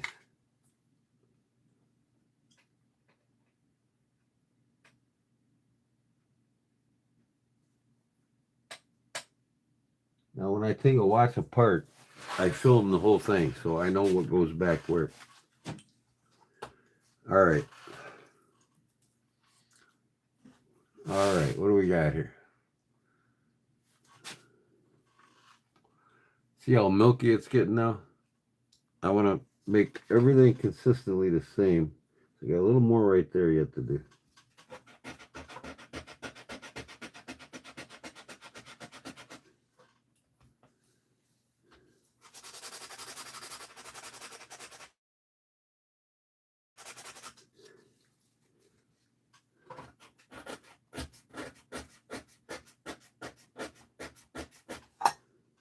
There we go.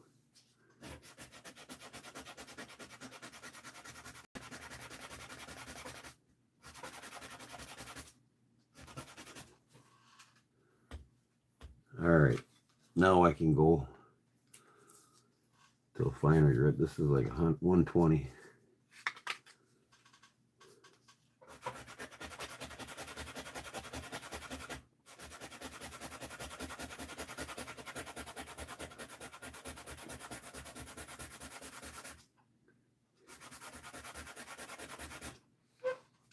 All the big scratches that were in that I seen should be gone.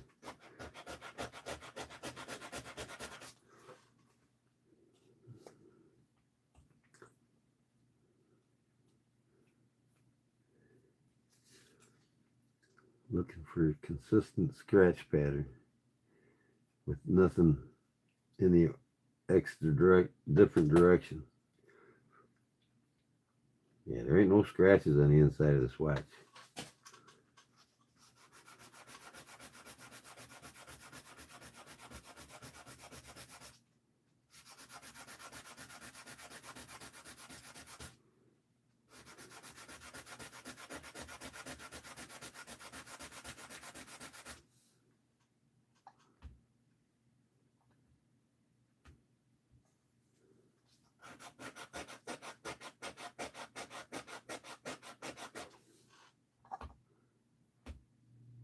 Okay, now I can go to the 220. Back where I started.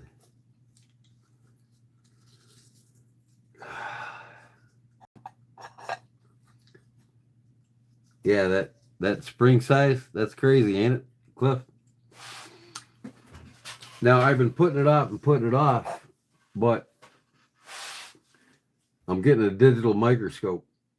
You know, not one that you turn the knobs and look through with your eye, but a digiscope has two cameras, and it comes down and it shines right on the watch you're working on. And it gets down, it's like 200 magnification power. And it puts it on my computer screen, my 27-inch computer screen. So when I'm working on the watch, I'm watching my computer screen while I'm working on it. I don't even look at the watch. I mean, because when you do these watches here,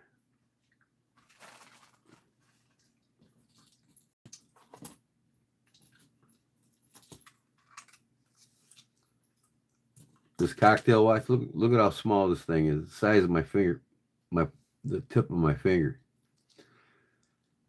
Them have 0.03 millimeter screws in it. I mean, you can't even see the slot on the screw. I mean, the parts are so small. The wheels, they're only like 3 millimeters wide. You know what I mean? So you need a digiscope to be able to work on these small pieces like this. You can't do it with any other way.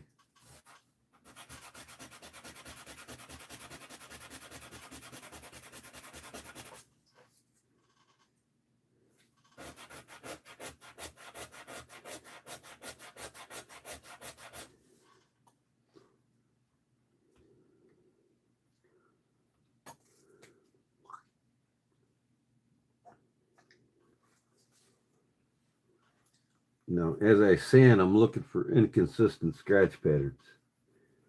That tells me I gotta keep going at a certain grit.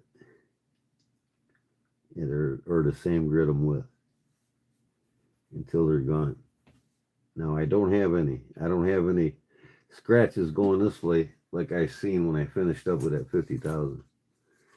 So that means I'm doing good.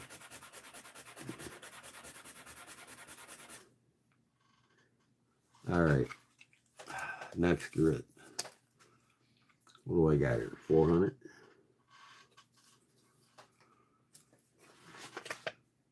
There's 1,000.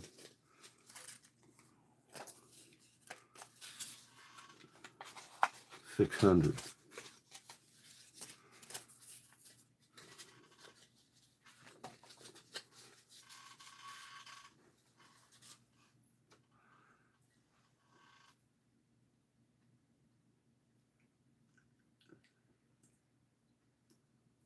I've seen them used on knives. They work great. What's that, Cliff? Why am I losing you all of a sudden?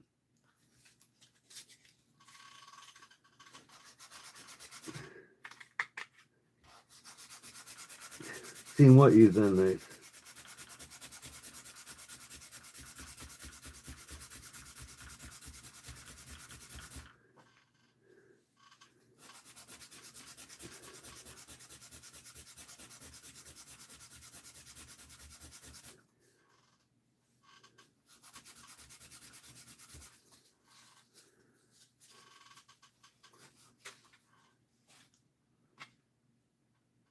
Oh, the digital microscope. Yeah, they use them to show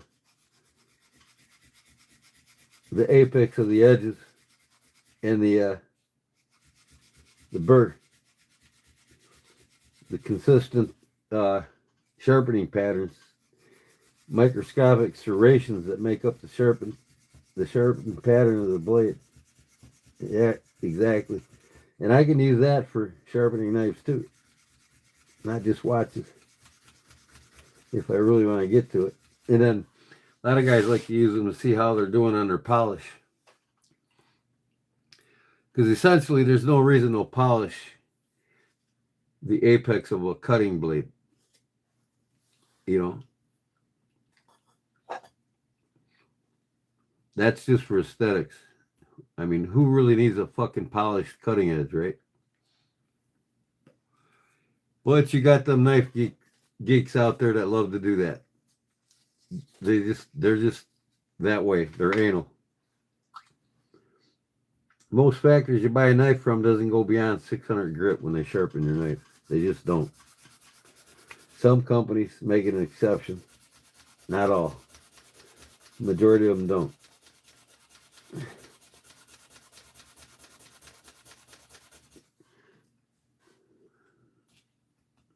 And usually that's in the fucking $1,000 range knives that do make an exception. And some of this $500 knives.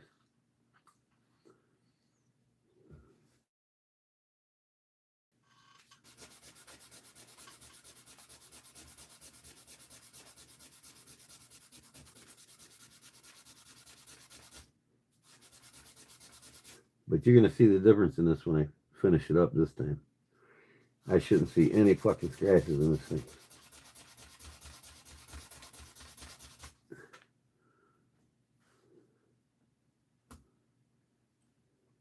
I'm telling you right now, I don't see any. That's 600 grit. I go to 1,000.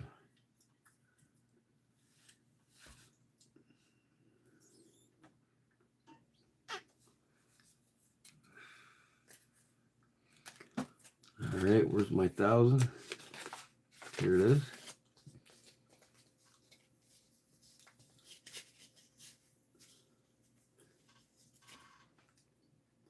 Good old spit.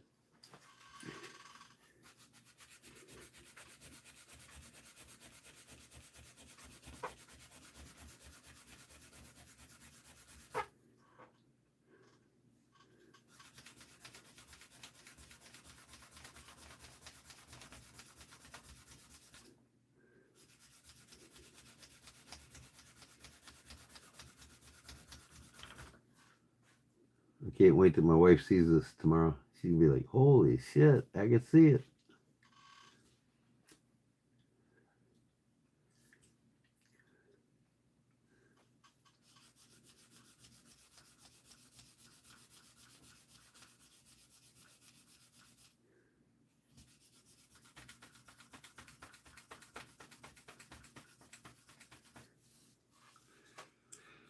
All right, that's 1,000. Where's my 1,500? Around here somewhere. I think this is it. Yep.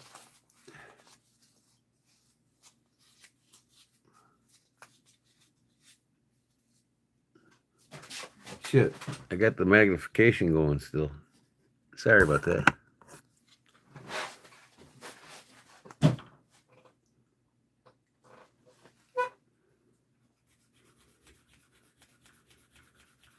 I'm almost to the diamond pace, folks. Be patient with me. Man, is that looking good. Yeah.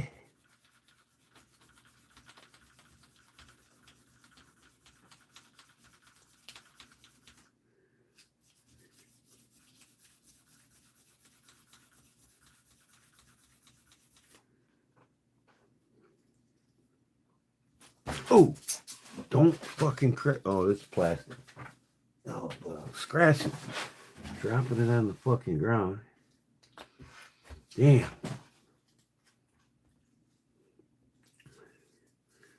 Fucking fall on the ground on me again, bitch.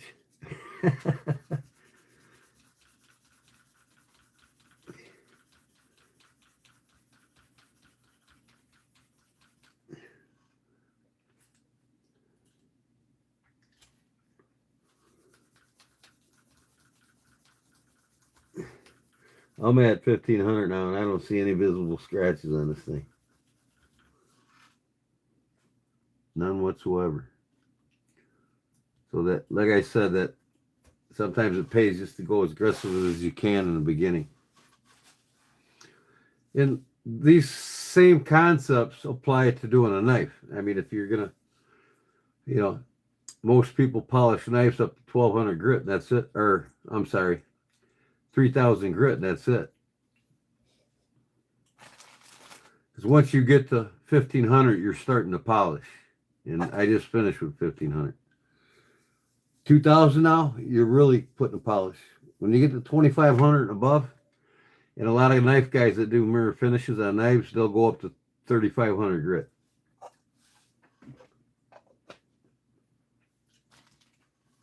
At least I would, but I can go up to 50,000. We might have to experiment and do Cliff's knife to 50,000 grit, huh, Cliff? All right, 3,000 grit right here.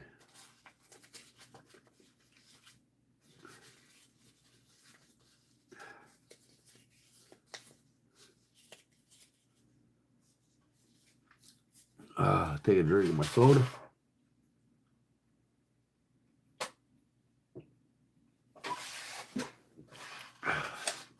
You guys can see the watch all right, right?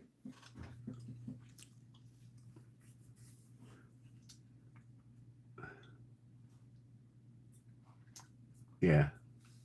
I'm going to buff all this on my buffing machine. All this silver. This is all real silver, man. Real silver, real turquoise. It's going to look sweet. For 5 watches so I paid for $1. I paid 21 cents a piece for these watches, including a 14 karat gold one. Come on, man.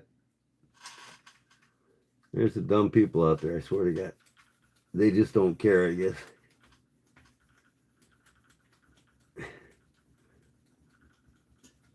And sometimes people get things handed down to them, they don't even know if it's real or not, and they never check. It just looks costume to them, so they throw it in the bag, you know? And I'm there to take advantage of that, because I know what I'm looking at.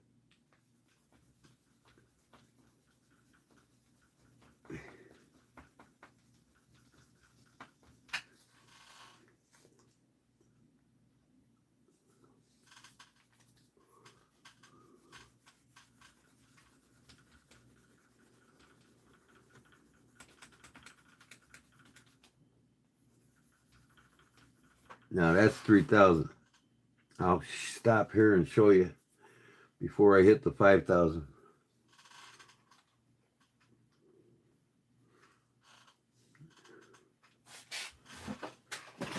This is before the 5,000.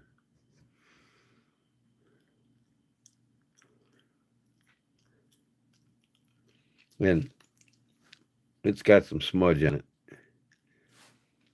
I mean,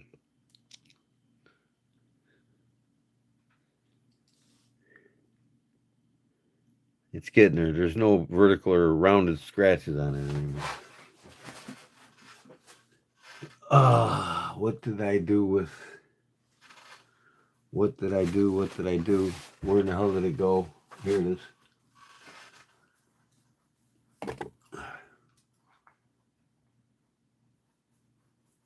I don't need a tool polished that much. No, me neither. I know. I'm going to do yours with the beautiful stonewash clip. Don't ever have to worry about it getting scratched up. I'm going to go a little more on this 3000.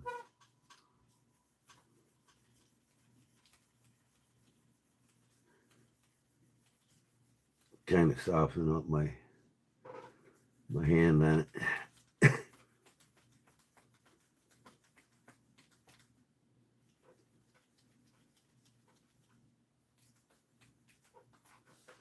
There we go.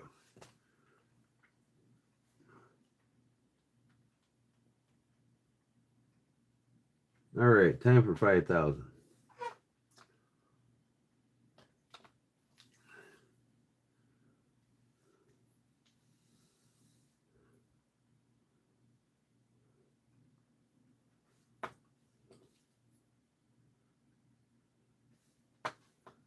They actually make a paste, diamond paste in a tube for just doing one grit on a watch dial. It works fairly good, and I think it's like 20,000 grit,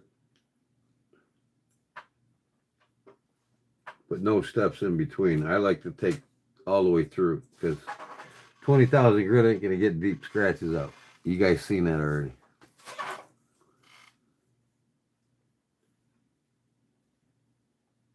Not a safe queen. Like a majority of Paul's knives. I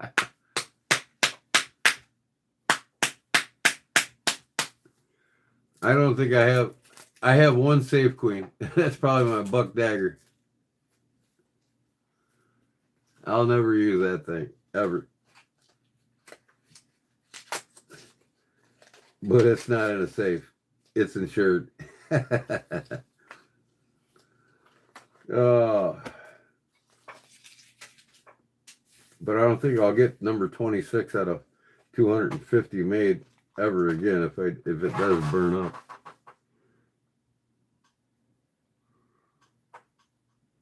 Use my finger.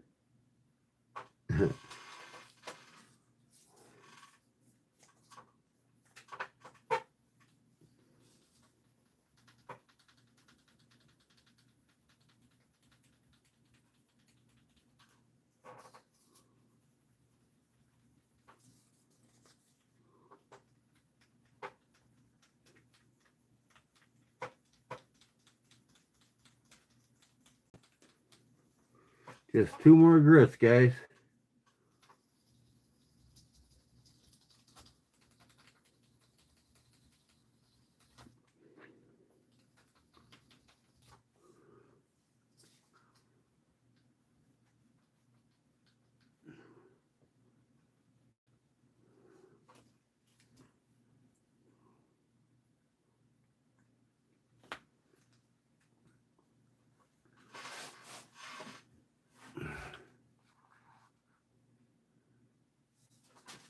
You can see that green vinyl underneath it pretty clear, can't you?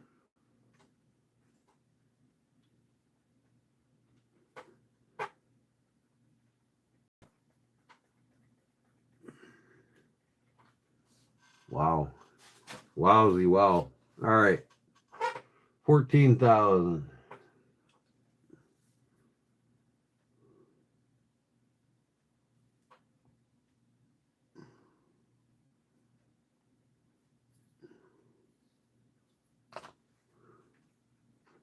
I'm going to use the microfiber cloth for this. It works pretty good.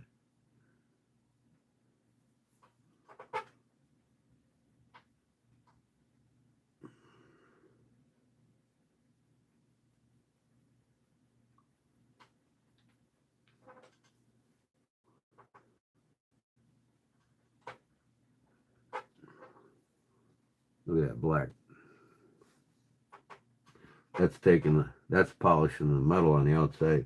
That's black. That's what the black's from.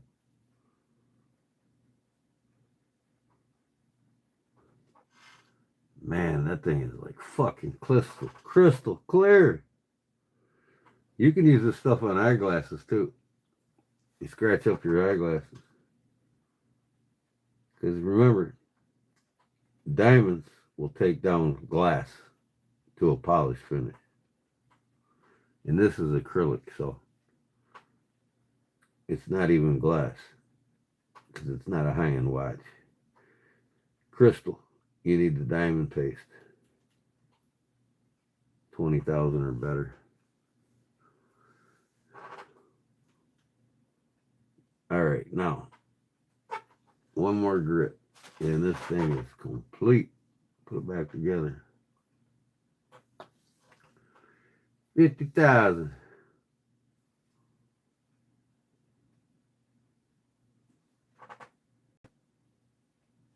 Come on. Come on. There we go. Put this shit away and get it out of my hair.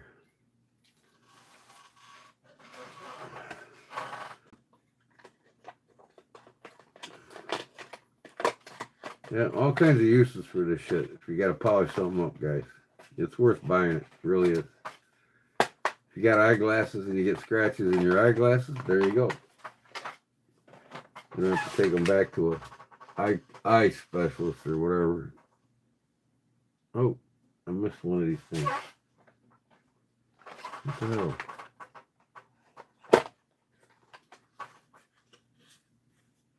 If you saw his collection, I'm sure I would.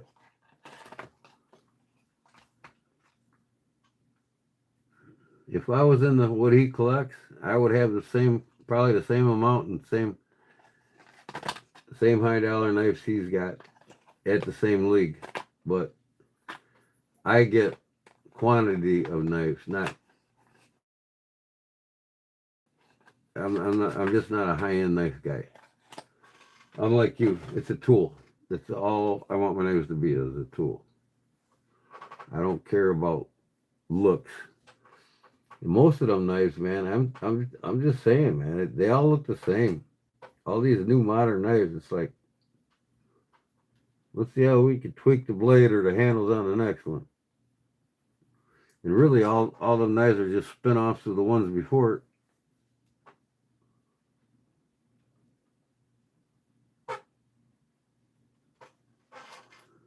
Okay, guys, I think I pretty much got it.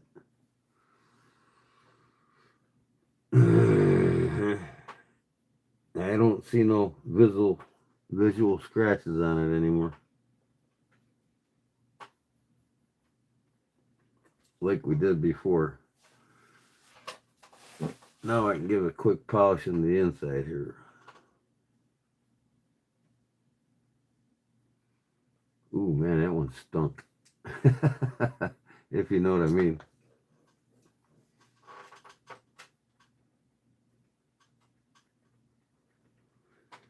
Okay, let's see how I did, guys.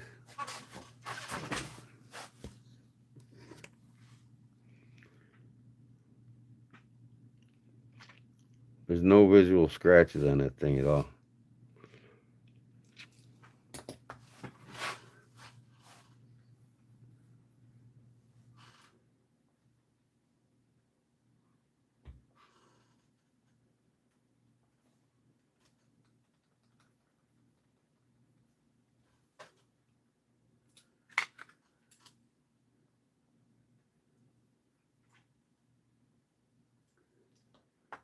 What is that right there? Yeah, maybe one. I'm not doing it again, though. No way. I got one tiny one there. I mean, you can barely see it. That's good enough. The wife will love it the way it is. As long as she can read the damn thing, that's all that matters. That's all that matters anyways. What the hell is going on here now?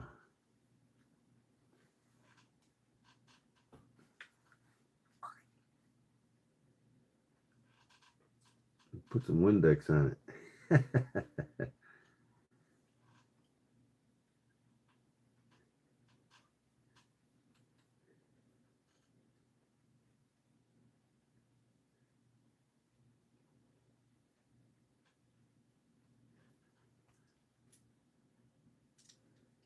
Did I do something on the inside? Yeah, I smeared something on the inside. No wonder. I must have had some of that diamond dust get in there. Or diamond polish kind of.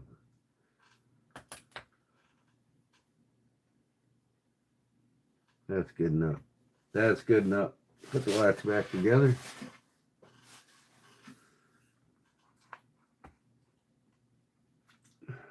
Well, I don't want both.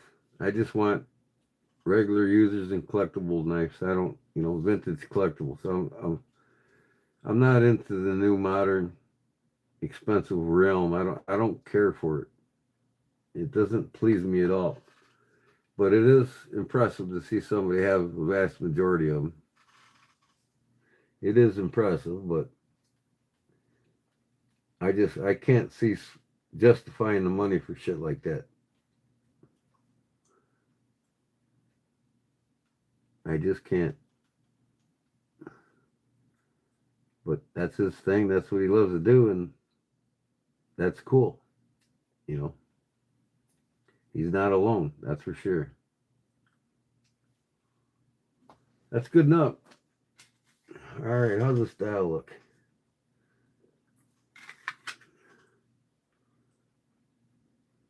I'm just gonna leave it alone. Where's my?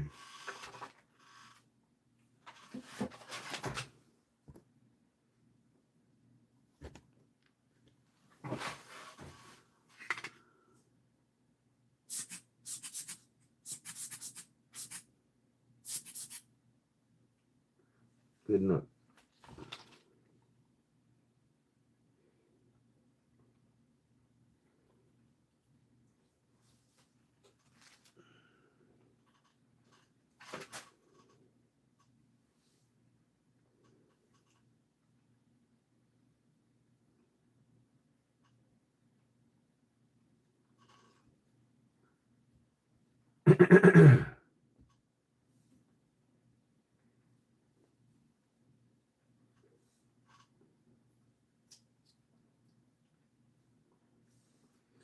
I should polish the side of this case real quick.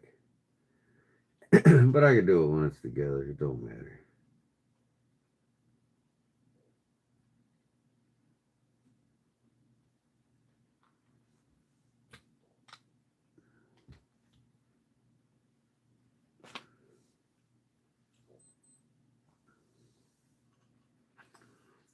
All right, back with the stem.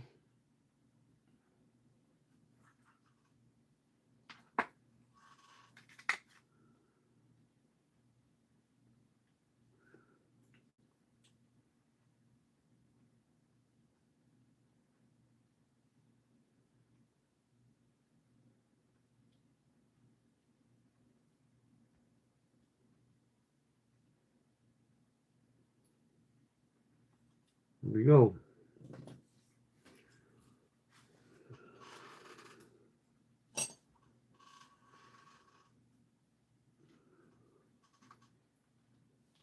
Put this gasket back on this lid. I need to get me a fucking silicone lube case that you put these gaskets in and twist it and re-lube them. This thing's cracked anyway, so it doesn't really matter if it's on because it needs a new one, and I need to go order a kit with a bunch of these gaskets in it, all different sizes. That's another thing I've been slacking at doing. It's not gonna fucking stay on there, I guarantee you.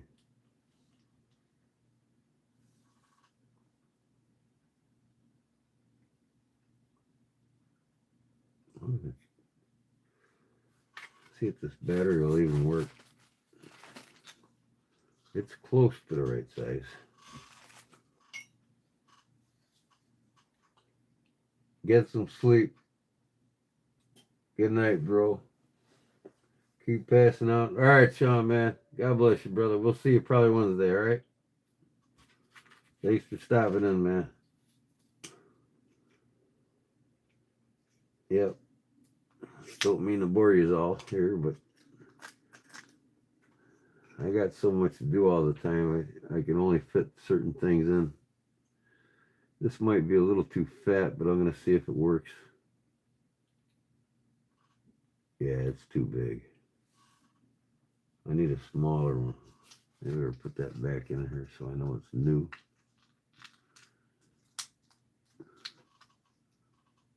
I don't know if I have any in here though.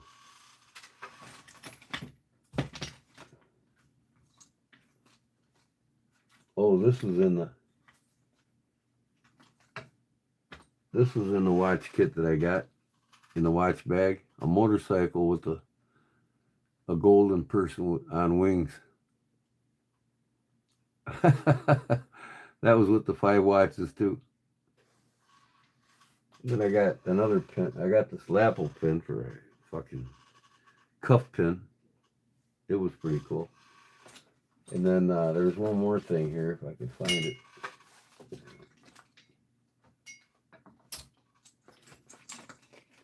Looked like a railroad thing. And I probably won't be able to find the fucking thing, of course.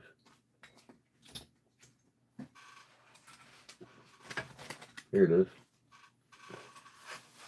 This thing here was in there. It says Operation Lifesaver. Whatever that means. Like a railroad thing. Pretty cool.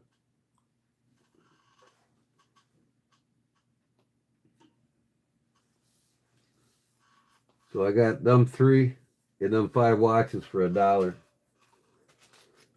$1,000 in profit. I could probably sell these things. They're probably antique, probably for 20 bucks a piece. You'd be surprised at what sells on eBay. I sold a pin like that for 40 bucks. It was ceramic though.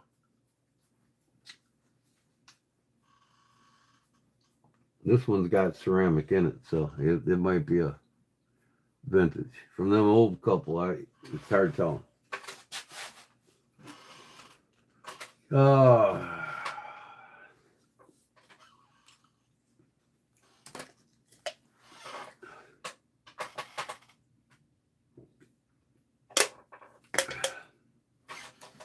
I'm magnified here again, ain't I? All right. I don't think I can find that. My laptop's about out of juice. Find that extra battery I had sitting around here. Nope.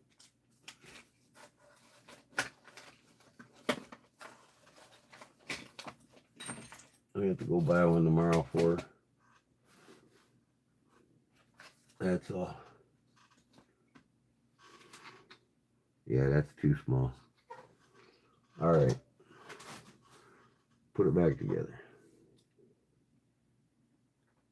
See if I can't find a band here. I might have a band I can put on this thing. Except, if not, I'll just put this back on it. But at least you can wear it.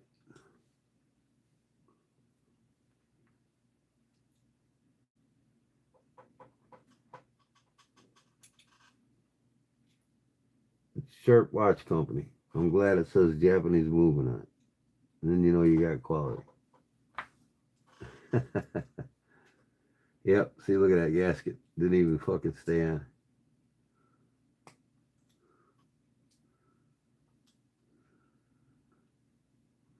But there she is, man. Let's see how well we can see the dial now, huh? Remember, you couldn't read the sharp when I started. That's 50,000 grit right there. Things like new. Crazy, ain't it? Keep passing out, he said. Yeah. Oh.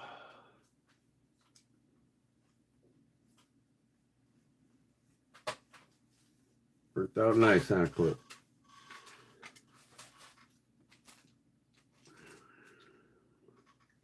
Now, what can I put on here? Do I have anything?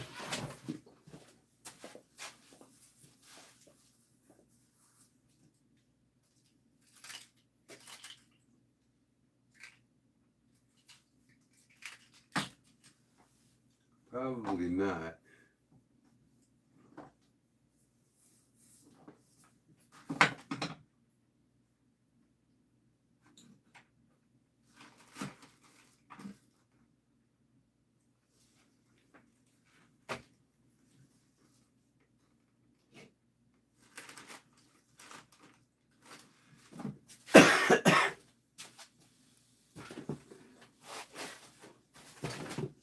Holy man, I got dust and dirt all over in this box.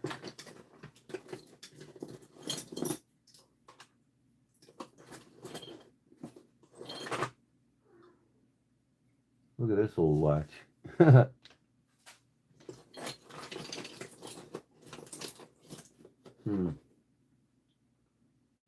little mud watch.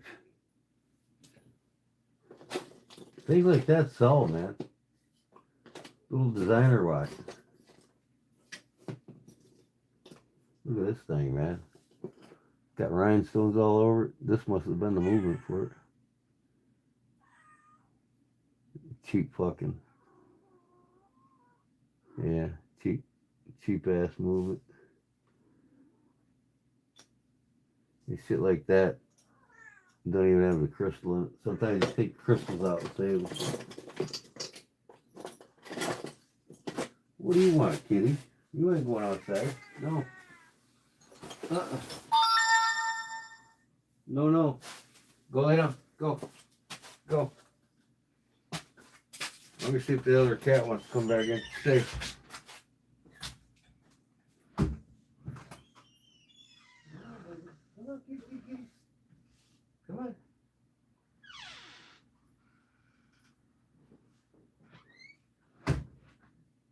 Kitty.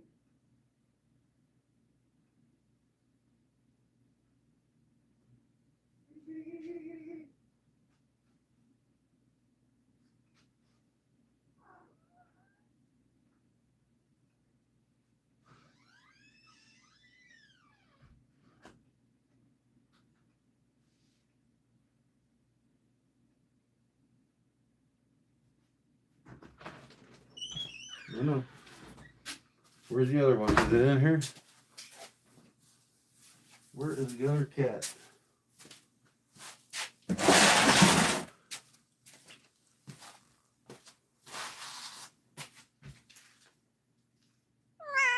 Where's your mama at, huh? Is your mom outside?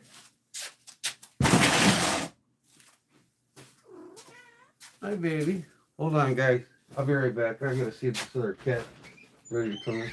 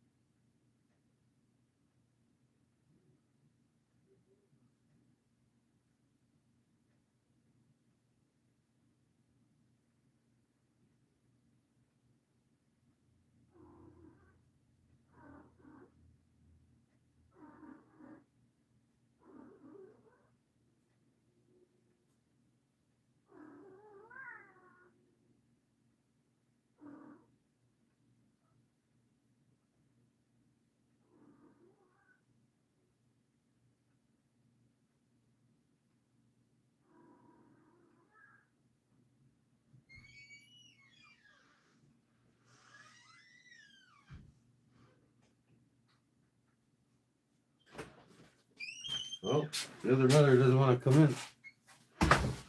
The babies are all bundled up sleeping though, so that's good. All right. Unfortunately, I don't think I have anything for this.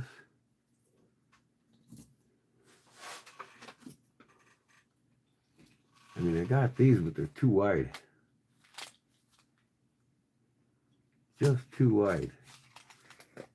These are all new.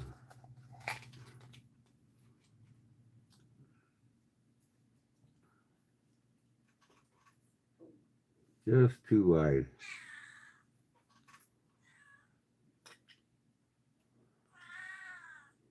I can cut them down.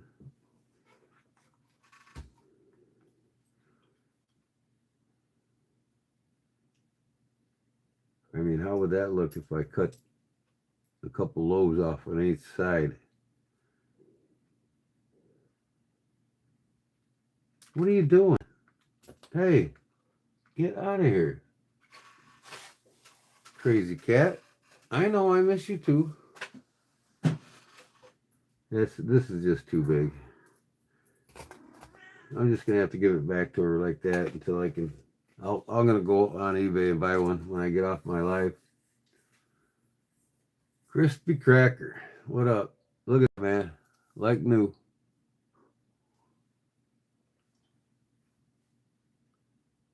Crystal clear, 50,000 grit.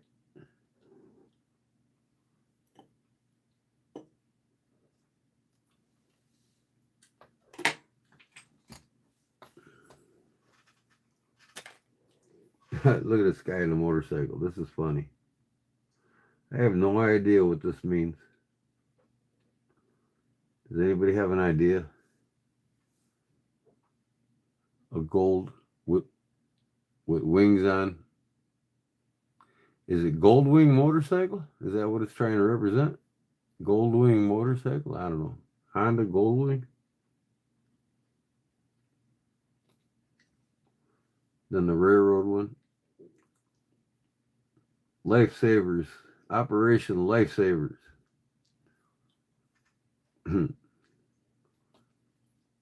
Shit you get in these dollar bags at garage sales. You don't know what's in them. But I thought it was cool. Who knows, I might put this on one of my pinned hats. Oh, so I guess she's just going to get this for now, and then I'll put a battery in it, make sure it works. Tomorrow I can go buy one. But this will get her by until I get one in a few days from Amazon or eBay.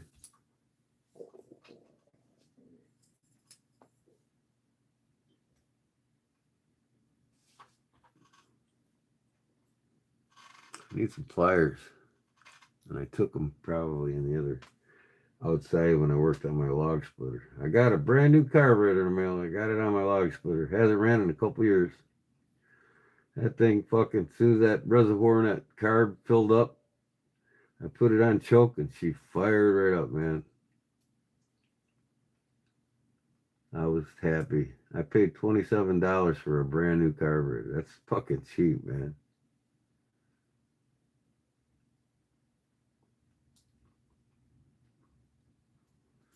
This will get her by. She just loves the turquoise. I wonder if I turn that buffing machine on, that'll wake her up. You make a noise down there. I said, no, it's buffing your watch, honey.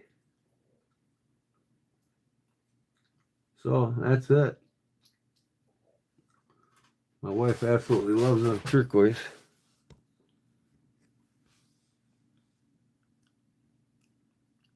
Pretty cool design. Looks like something's missing right there. Some of the turquoise, but you know what? I actually have this shit. I could fill that. How about here? Nothing's missing on this side. Well, maybe a little red there. But it is what it is. It's vintage. I get this silver, sterling silver polished up. It's going to look sharp on her wrist regardless. And that's what you look at anyway. It's not really this. I could see why somebody put a skinnier band on it. Because when it's on a woman, I mean, it pretty much wraps around her whole wrist. This part, like that.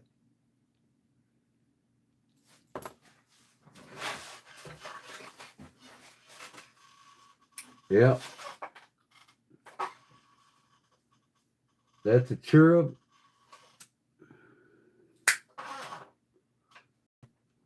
But she come over to bother me, and then she just went right back to her perch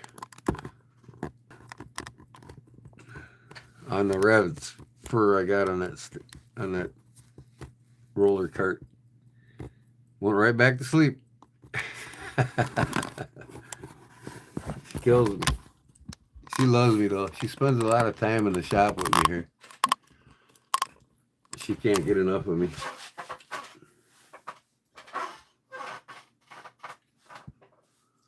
Man, I can't believe this thing. How fucking what it used to look like. I couldn't read nothing. Now I can read the quartz, the smallest letters on the bottom. Water resistant on the bottom. I couldn't see that at all. It's amazing what 50,000 grit will do. That's like glass, man. Can't stop looking at it.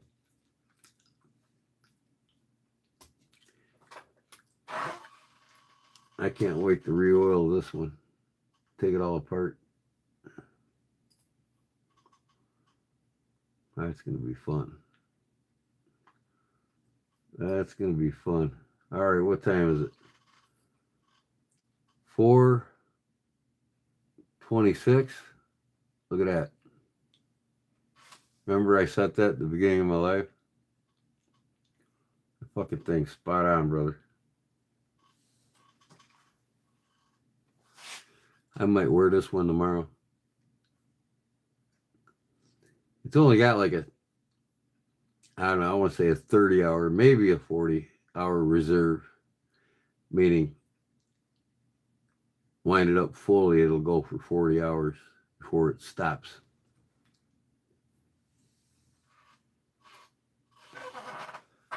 But this one here, it definitely needs to be cleaned. It doesn't want to run at all. I think the spring shot in it.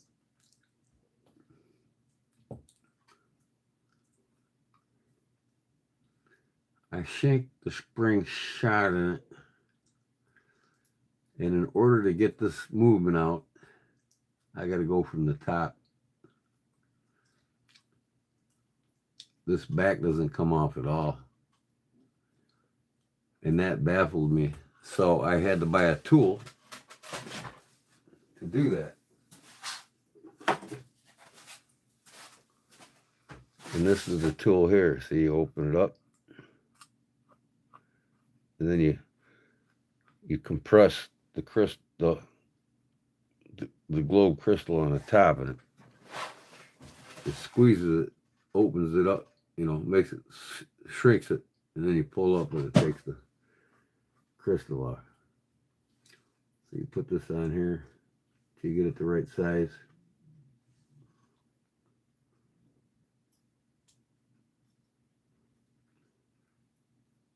Right about there. And starts grabbing it.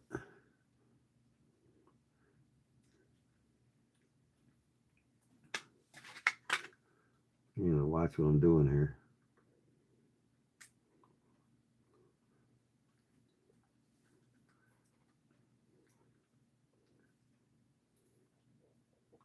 Make sure I'm grabbing it evenly. There we go.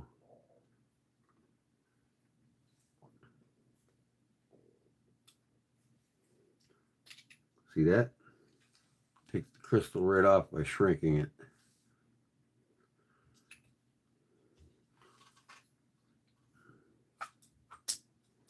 There it is. This was 27 bucks. No, 34 bucks, I think. Comes with that, and then this jig here, I put the crystal back in here when I want to grab it again.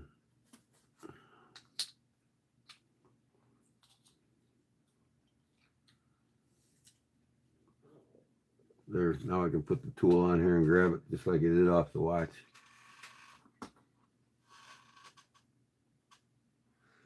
It's bedtime. Yep. It's time for me to get off the live. I'm going to take this apart and take the spring out. I know the spring's shot. So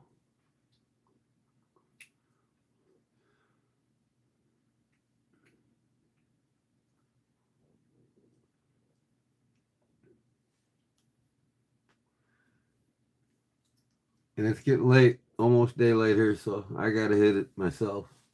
Probably won't work on this till tomorrow. All right, Cliff. Good night, man. And what crispy cracker? I'm gonna hit it, buddy. God bless you guys, and I'll see you guys on Wednesday, eh? As they say in Canada, I'll see you on Wednesday, eh? Eh? All right. Please. God bless, guys. Thank you.